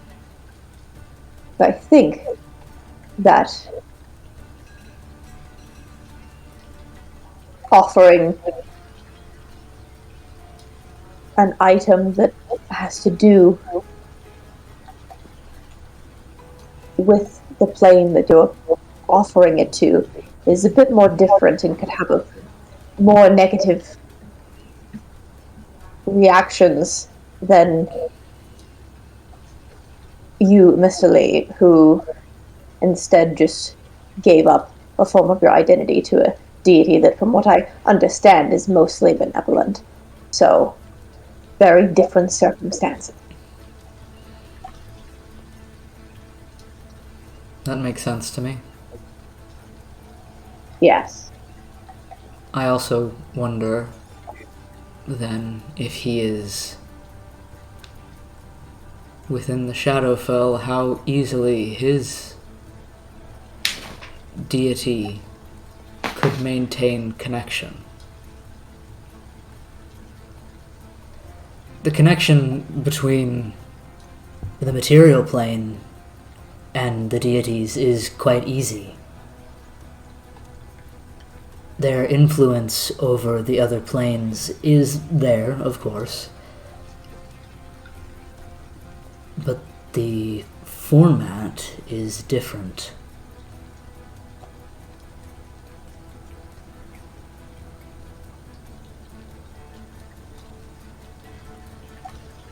The Shadowfell at its core is a bit more of a sinister nature, as well as opposed to the material plane. It's quite likely that, from what I understand, I'm not well versed in deities, that's why she's looking into all of that.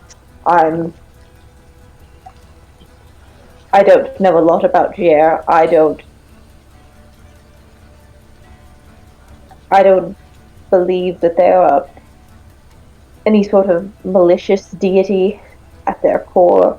I believe if they had contact with Mr. Sapphire, we'd probably, or at least a good amount of contact, we'd probably be looking at a different situation.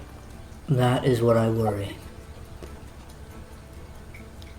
I, of course, much like yourself, have pockets of knowledge that are not mine to claim. But if he is like my daughter, the very conduit of his existence is Gier. If that connection is broken, I think the corruption goes further than the Shadowfell. I think he is being denied his existence.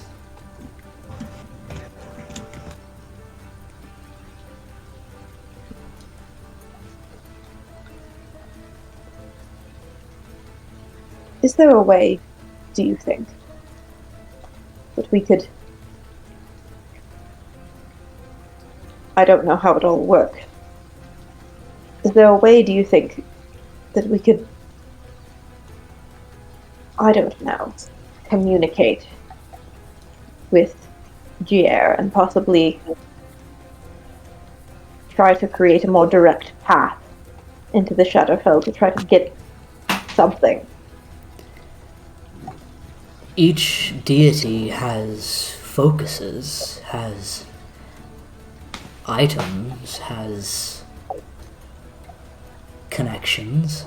Most of them exist here on the material plane, but if there was one that could be somehow given to, placed upon, in possession of by, what was his name, Sapphire? Is that correct? That connection could be restored, hypothetically, I think. Of course, I don't know 100%, as I also only know pieces of information on Gier, but I believe that there are several focuses that exist. Just in the material plane, or and others as well? I would assume most of them are on the material plane, as most of the worshippers and followers of Gier exist here, I assume. But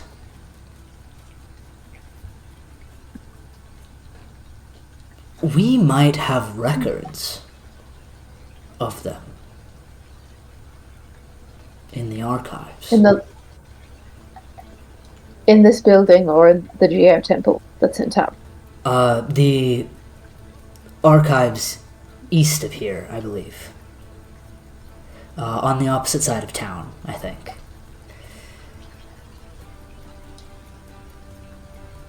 But I do believe we have records, possibly. I think that's...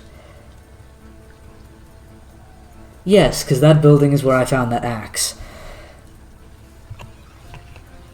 Miss Lee's axe. Yes. I thought it fit her nicely.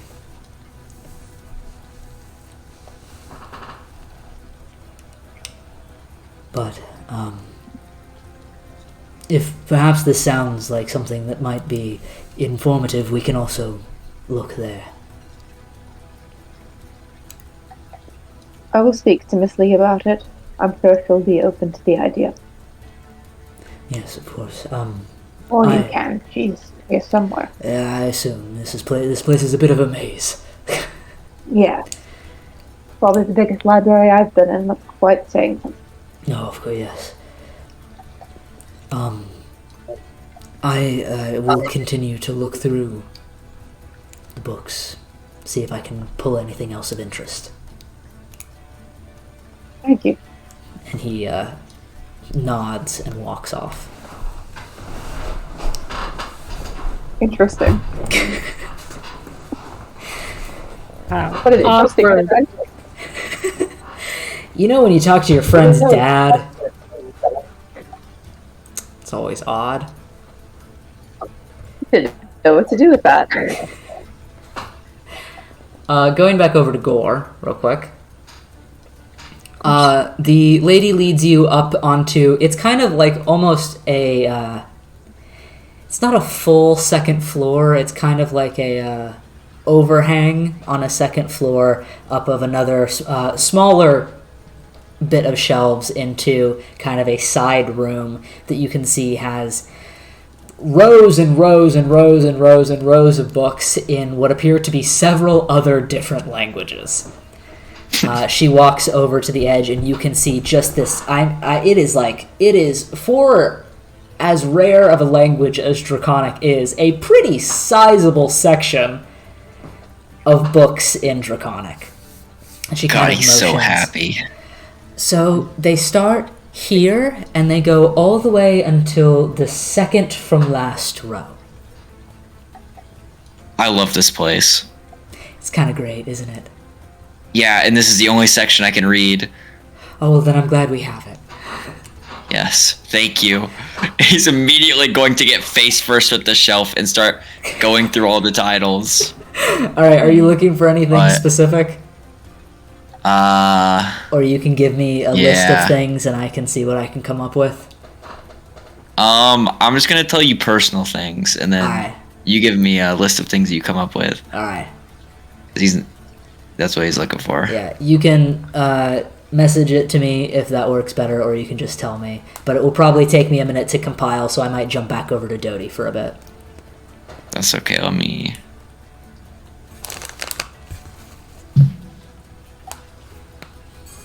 Welcome to the biggest library in Diremount.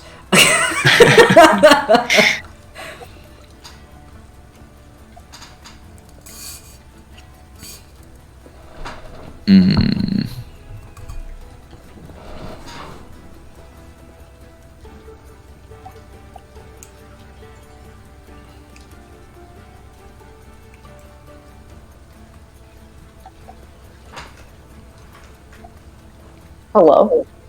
Hello. Much lore, more.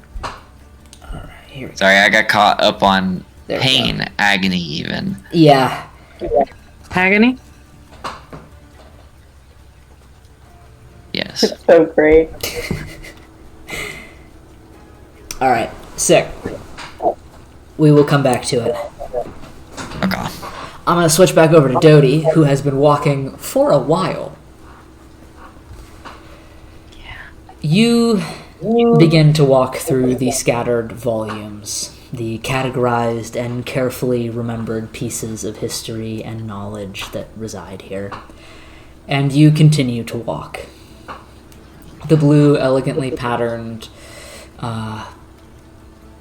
windows casting shadows down onto the equally elegant and thoroughly worn carpet, acting as your winding path.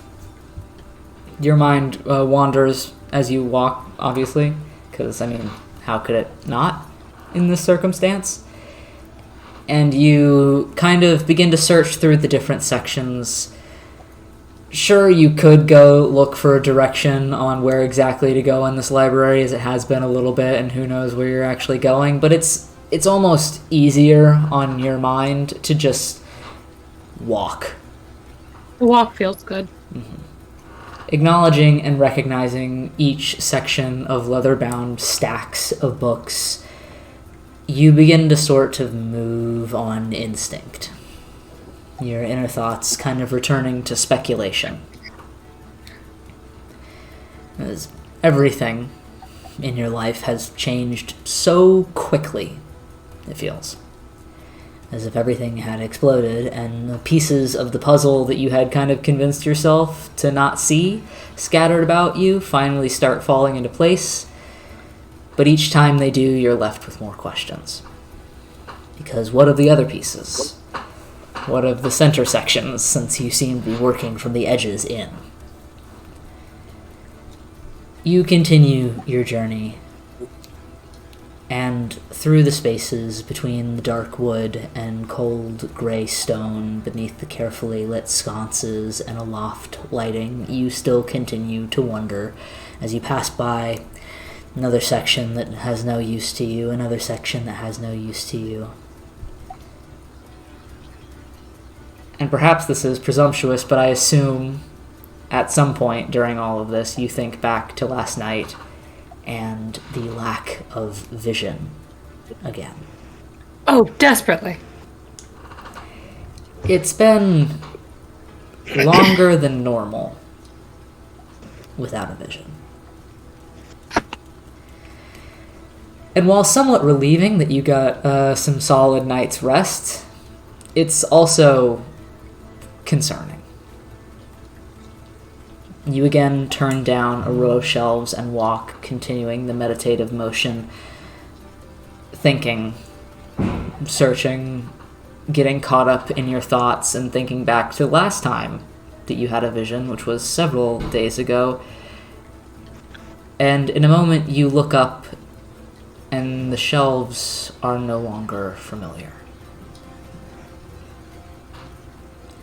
The books, their tomes, even the hue of the deep brown wood, you don't recognize this part of the library.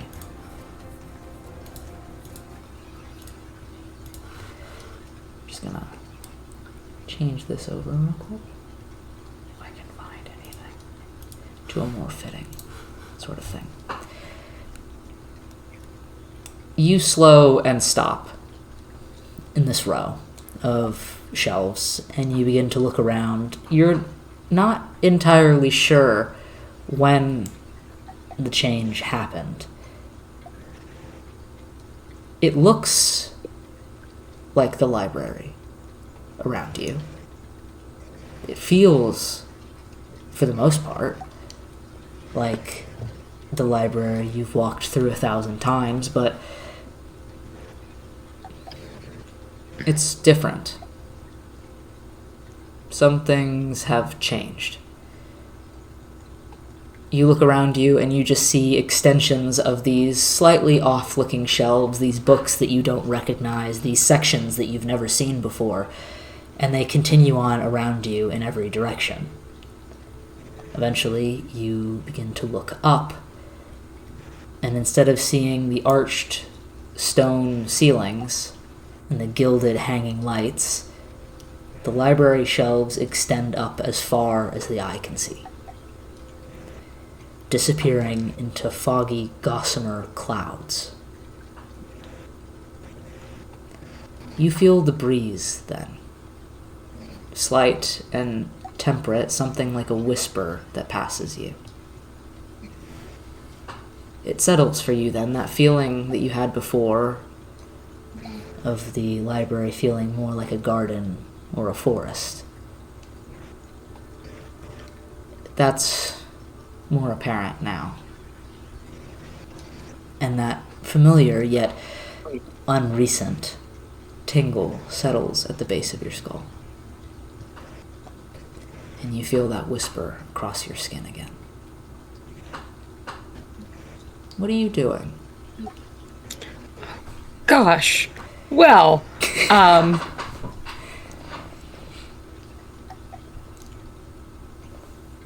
realizing that something hinky has happened. There's a moment where she kind of breathes to steady herself because something has happened. She's not afraid, just confused.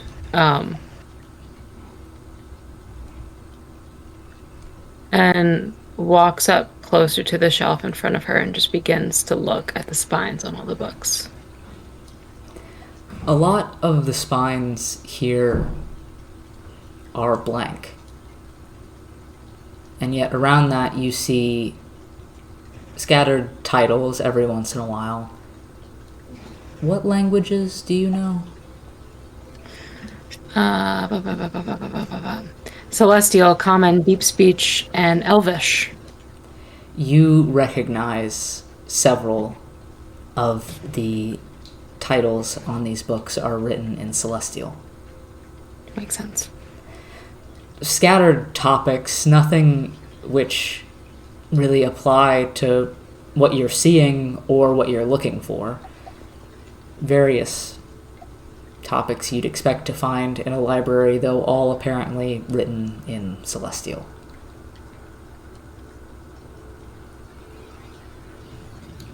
Can you make a perception check for me? Oh, gosh.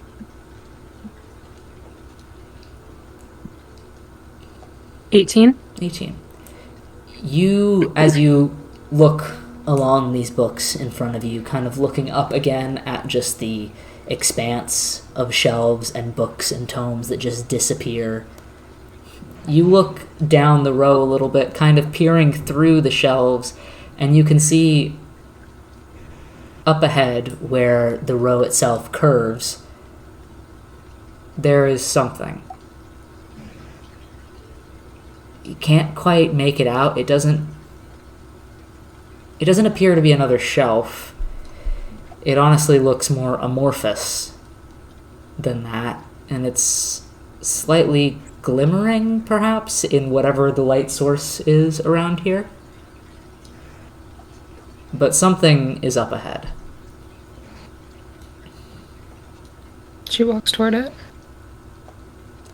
You continue forward, moving around these strange shelves. You look down and see the carpet continues, though around that there are places where the stone floor has broken away and you see dirt and peat moss and bits of garden soil, as if the shelves are growing from the stone. You turn around this corner and there is fog now ahead of you. In this hedge maze of pruned and curated knowledge, there is an obscuring fog. It doesn't quite shift, more so than it stays stagnant and kind of let wisps of it fall and dissipate off of it, but in front of you there is a cloud, a mass of gossamer fog. Looking into it through the kind of wispy edges of soft gray, you can see flashes of something brighter. Something almost known to you somehow, though you're not sure. She gets closer. You step forward and you feel the fog shift slightly with your movement, the air passing off of you causing it to wisp out and move and swirl slightly. And then as you move and stop and get closer and peer and see little bits more, the swirling begins to overtake your mind. And you cannot tell if your eyes have closed, if you have slipped from consciousness again, if you have lost yourself to thought, but soon your vision stagnates, and instead of gossamer fog, you see stars.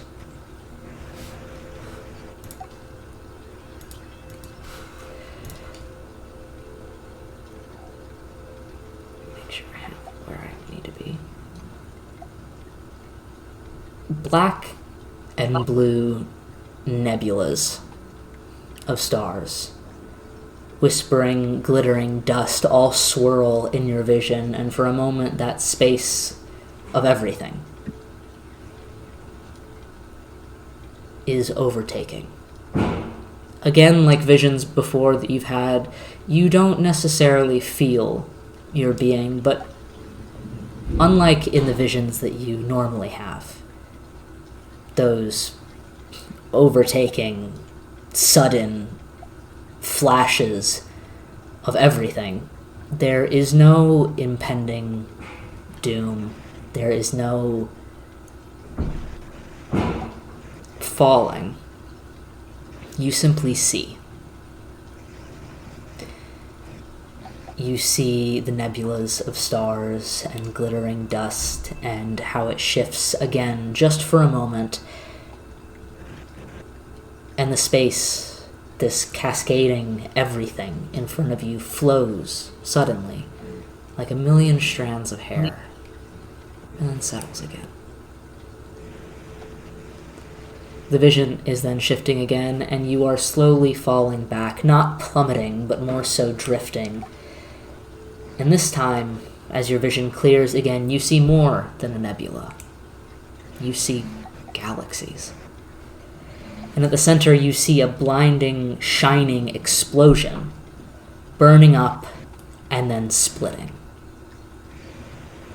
You see bright white suddenly turning to billowing hues of blue and violet as they separate, creating. You feel the knowledge wash over you, creating, playing, sharing.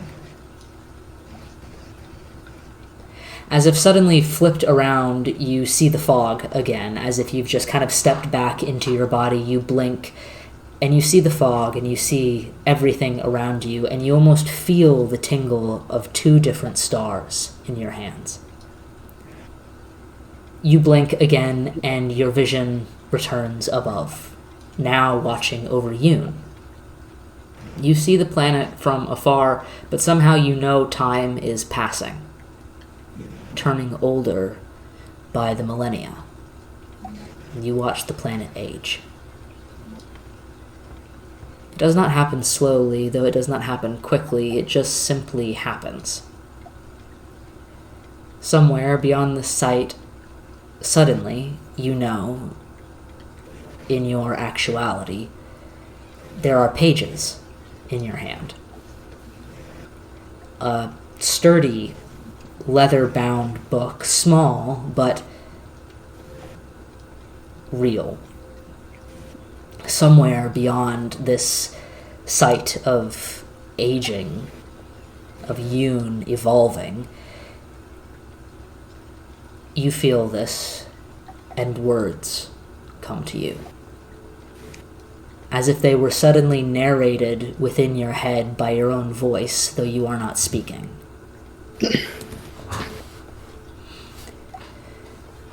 In the evolving epoch since the Champion Six had taken reign over the plains, having sent the terror of the old gods away, the gods themselves have changed. Duty, responsibility, care evolved. Oliel watched as many of them drifted in their ambitions. She watched as Yoon and its people grew again, watched the culmination of new societies, and watched their creation in belief, skepticism, and opinion renew again. Her twin had also watched this. And the strain of the mortal world had since extended. They had grown away in their respective eternities. Their twins' bond weakened. They both knew this. They both felt this. So when, in the fashion of mortal infinite wisdom, each of their peoples started to pull away, Oliel and Gier saw an opportunity to create their own twins, protégés, champions. They saw an opportunity to right what had been wronged by their people and create something as a guide. But then his miracle was shattered. His mirror broken by the very hands he blessed, and Gier pulled away for good. Now she, goddess of knowledge and wisdom, found herself abandoned by her own people and distanced from her own twin half. She watched as skirmishes ravaged the north, and each time the libraries were first to burn.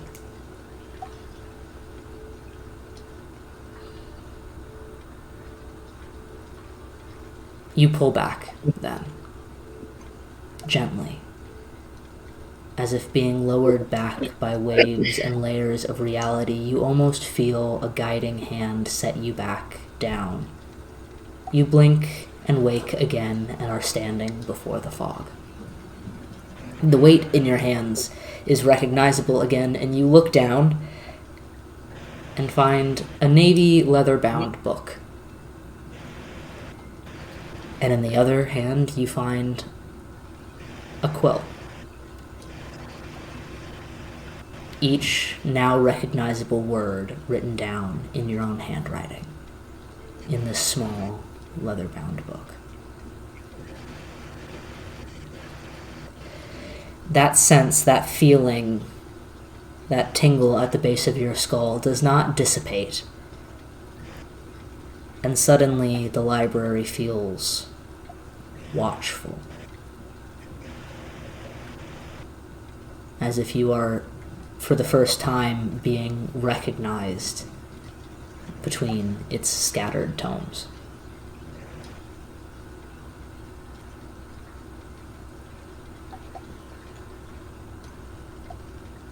Are you doing anything?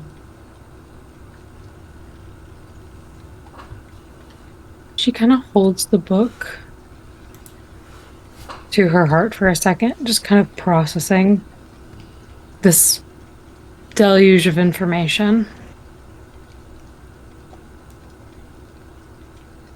Then she finds herself thinking out loud.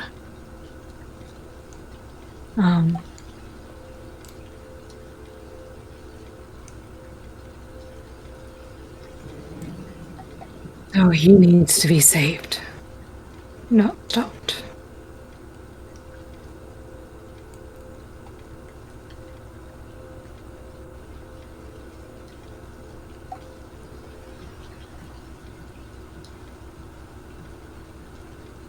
Thank you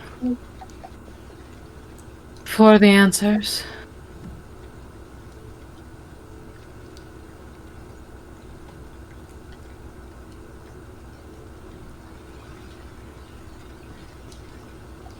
I guess I've been wondering why I had to suffer for so long, but I can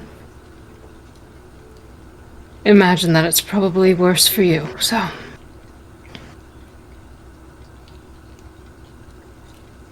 She kind of steps back from the gossamer, trying to reconfigure where she is. As you start to step away, you feel that whisper of a breeze around you again. And you feel this sinking pain.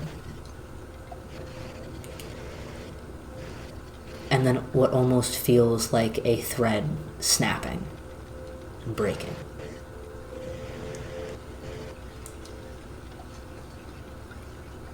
You feel mourning, and then something like clarity that washes over you.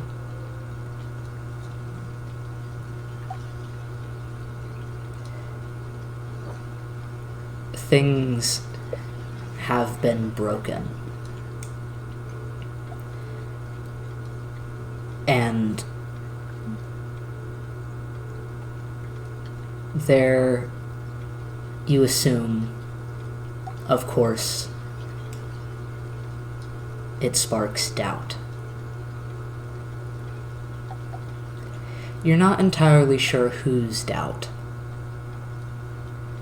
Whether it's yours, whether it's the peoples of Yoon, whether it's the deities, whether it's specifically one or another, something has spread doubt.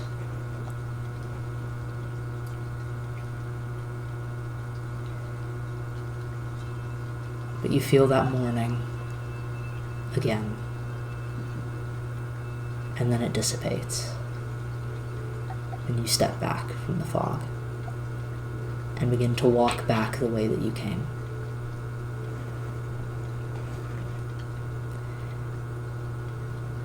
Eventually, you continue walking so far that again you blink, and suddenly the shelves have shifted again and become familiar. You are back in another section of the library. It takes you a moment to look around and realize, and you look to your side and see a section on farming instruments and are like, okay. Probably not this section, then. And you walk back towards the center of the library again. I'm assuming you're probably still looking for things, but I don't know if you would like to go meet up with someone first.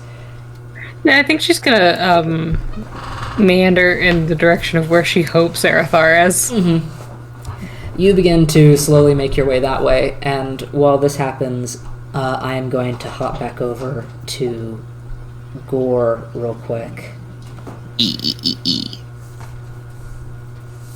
I'm going to write up a few books you find, but I might not get into the specifics until later, because I feel like it will be easier to type them all out for you, because I currently do not have them written out. Mm-hmm. They're just currently in my brain, and I'm assuming these are things that would be best written instead of just a deluge of the mouth. So yes. I will write down the books that you find, and then I'm probably going to pop back over to Dodi and Arathar.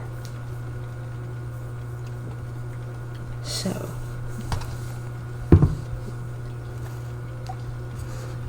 E.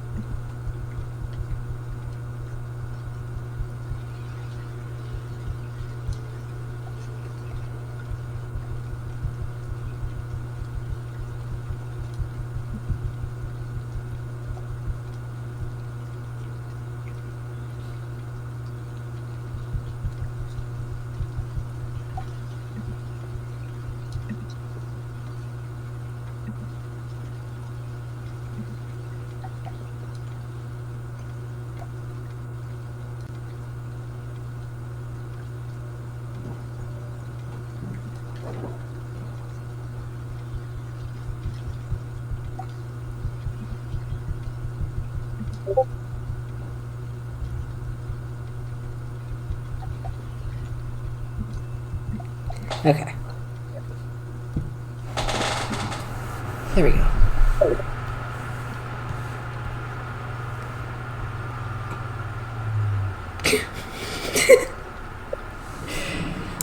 Does that help, Tyler? Yes. Awesome. Oh, the Perrior cut.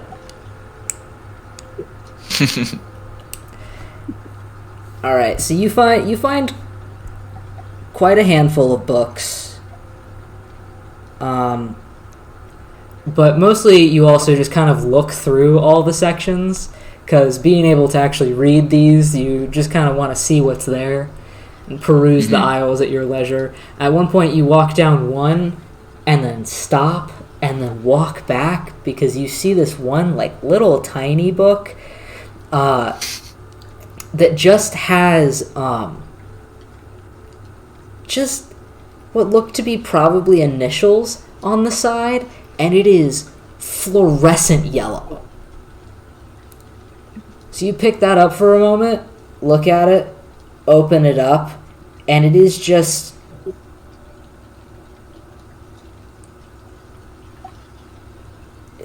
it's hard. It's like illustrations, but they're all illustrations of like really specific vegetables. There's no words. The pages themselves are also bright yellow. And half of these vegetables, you're assuming, you have never heard of in your life. Not entirely sure why it's in this section, but you just kind of close the book and put it back. Not entirely sure what that was. But you take your little collection and you begin to look through them, I assume. Yeah. So I'm going to jump back over to Dodie and Erithar, because I'm assuming, Dodie, you're trying to find Erithar. Yep. You eventually make your way over to where you're assuming he approximately is, in the approximate side of the library that most likely probably makes the most sense for what he's most likely looking for. And after a short bit of time, you do eventually stumble upon him as he is like 2 stories up a ladder, just digging through books.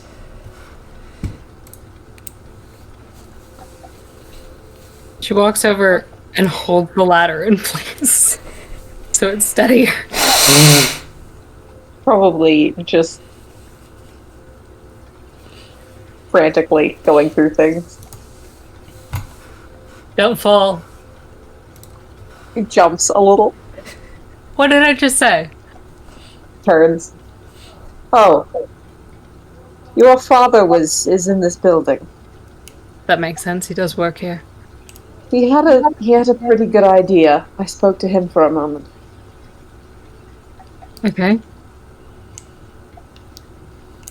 I'm going to climb down. He grabs a couple of the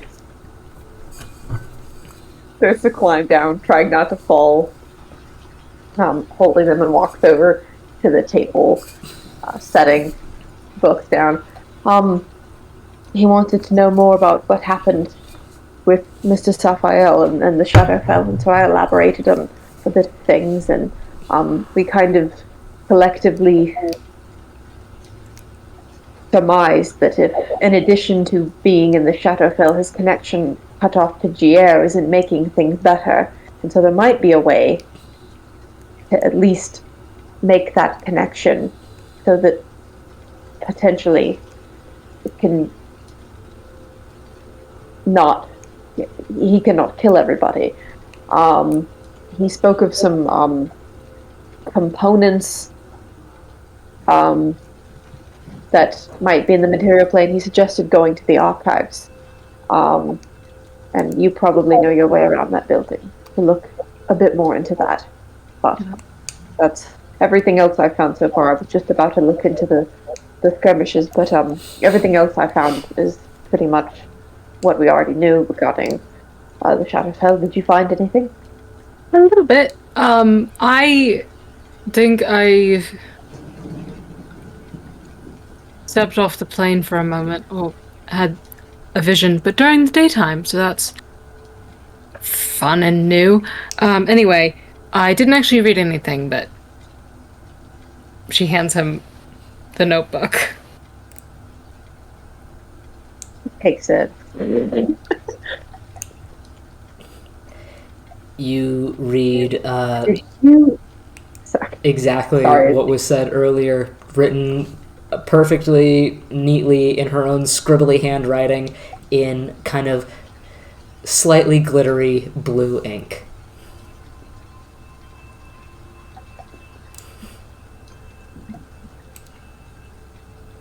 You weren't looking at the pages while you were writing, so it's a little scribbly. You were looking at the entire planet. I was busy. Do you want me to copy paste the text for you, Gail? I'm looking in the Google Doc. Okay. I wrote it down to the best of my ability. I also have it written down if you would like me to share it with you at some point. It's in the Google Doc. But if you want to, I guess down to a T, you can send it to me. Or yeah. Either way. I think the further he gets into reading, you just see the defeat. Everything is messed up. Did you read this in the vision, or I didn't read it so much as it was transmitted to me. like someone spoke to you? Like, the words were in my brain and I was speaking them out loud and writing them at the same time. But all of a sudden I just had this knowledge. And conveniently she let me write it down so I don't have to just speak it all back. Is there anything in this that I can kind of pull new information from at all? Make one moment, actually. Let me see something real quick.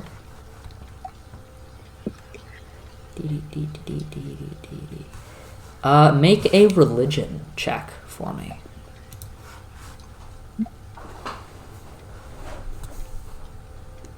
He does have.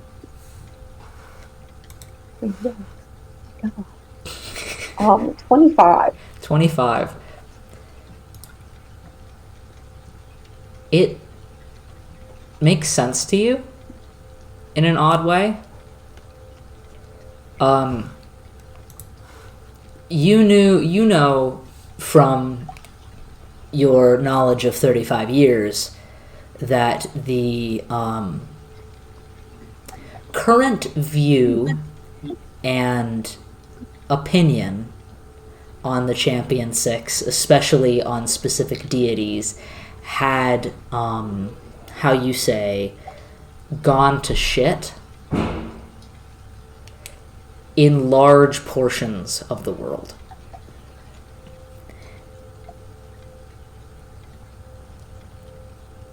You know, not very much, but just kind of based on general knowledge that deities like Gier, like Periork, like Ravenall are the ones often pushed away first.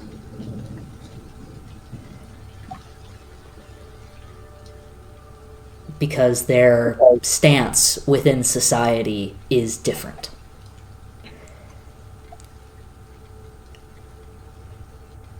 The idea that this final, like, last-ditch effort by these two deities to create something of their own, something to help their people, was nearly immediately obliterated, was probably a big shifting point in history. You're not exactly sure exactly what to do with some of this information, but this, on top of whatever A-aron just said about the corruption and the lack of connection to Gier makes a whole lot of sense. That connection between those two has to be basically non-existent at this point.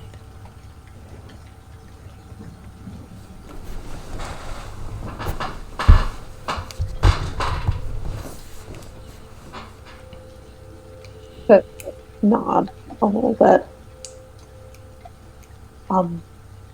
Some of this I don't quite know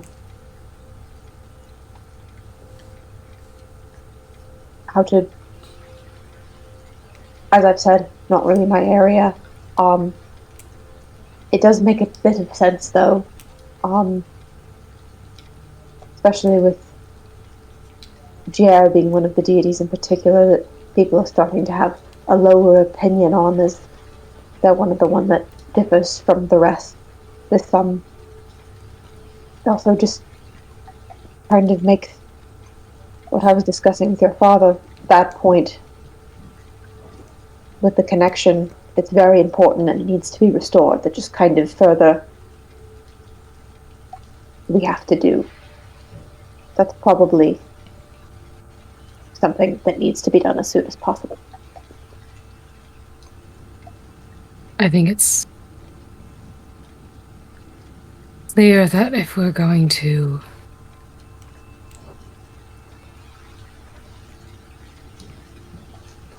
salvage anything, he has to come out of the Shadowfell, and the connection between them has to be restored.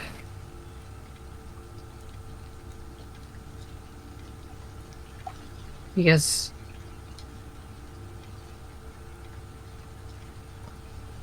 he has mounting power and no guidance for it. We've had some for quite some time. Yeah. Okay, so that's the gist of things. Oh, Now I just have to figure out how to make that happen.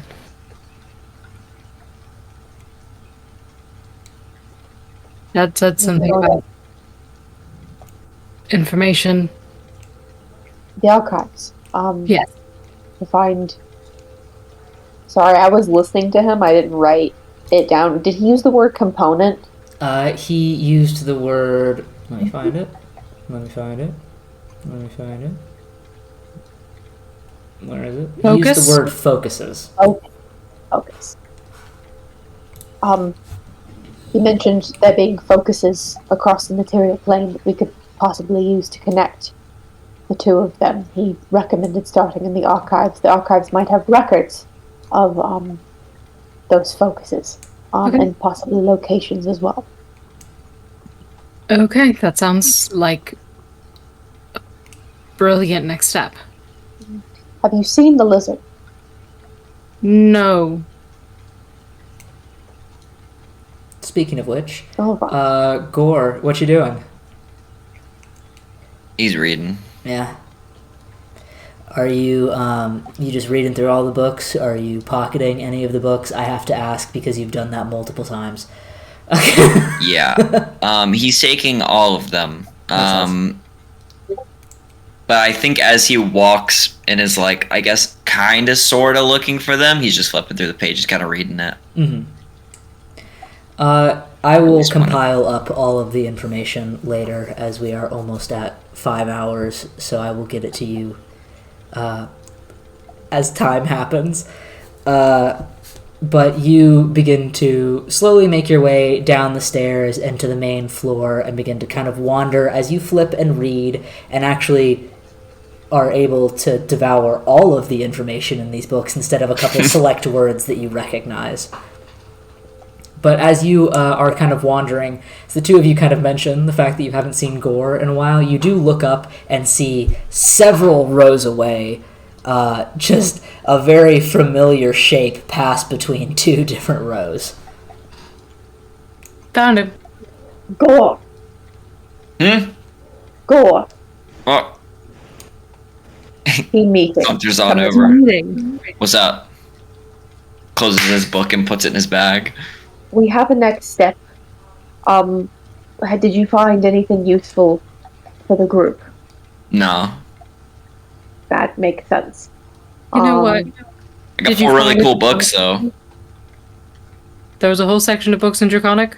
Mm-hmm. You got to read for the first time in like weeks, Good for you. and the Yes. library served its purpose. Dodie had a vision. Yes. So and I spoke to Mr. Lee. So what we're going to do is we're going to go to the archives. Long story short, find a way to connect Gier to Sapphire to hopefully prevent him from unleashing his armies of nightmares. Good way of putting it. Okay. Spark notes of it. Okay. Do we want to leave now? Is there anything else? I can take these with me. I'll look at them this evening if we want to go ahead and go with the skirmishers. That sounds good. Okay, he pockets. I guess some of the more important looking ones that Yeah, he found, and he leaves the rest. there's a couple books that are kind of broad on history around the time that don't really seem like they're going to be very useful, and then there's a couple that seem probably really technical to read, like they're going to take a while to read through just because of the language that they're written in and how it all is. Especially the military jargon in some of them, but you managed to pick out the ones that probably seem to have the most information, close them, and stuff them in your bag. Could just check them out. I don't know if I'll be back here, so That's fine. Well, I'll just have the late fees charged to the house. or I One could copper just a month. bring them back. You could bring them back and put them back, and they'll never know they were gone. Easier. We don't have to go up to the desk. It's fine. I want mine. To keep, Yes. I'm not going to stop you. Okay. I was told I could have them. Okay. Put the sack over his shoulder. I'm assuming the three of you gather your bits and things and bobs and whatever and begin to make your way out of the library and in towards the center of town again, yes? Yes. I think that is probably a pretty good place to stop for tonight, as I think we have gone through a adequately humongous amount of lore so far. And we will continue the just flood of more lore next time. What a session this has been. Oh. But hey, you found out what your dad did.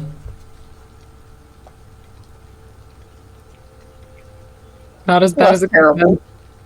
Yeah. Not as bad of a fucky wucky as Diarmaid. Papa Diarmaid. Yeah. Yeah, there we Oh, go. thank you for the person who has just followed us in this Oh, last nice. little moment. So, we're gonna head out, I think. So, peace. Oh my god, I'm gonna go chug water. My voice. Bye. Bye.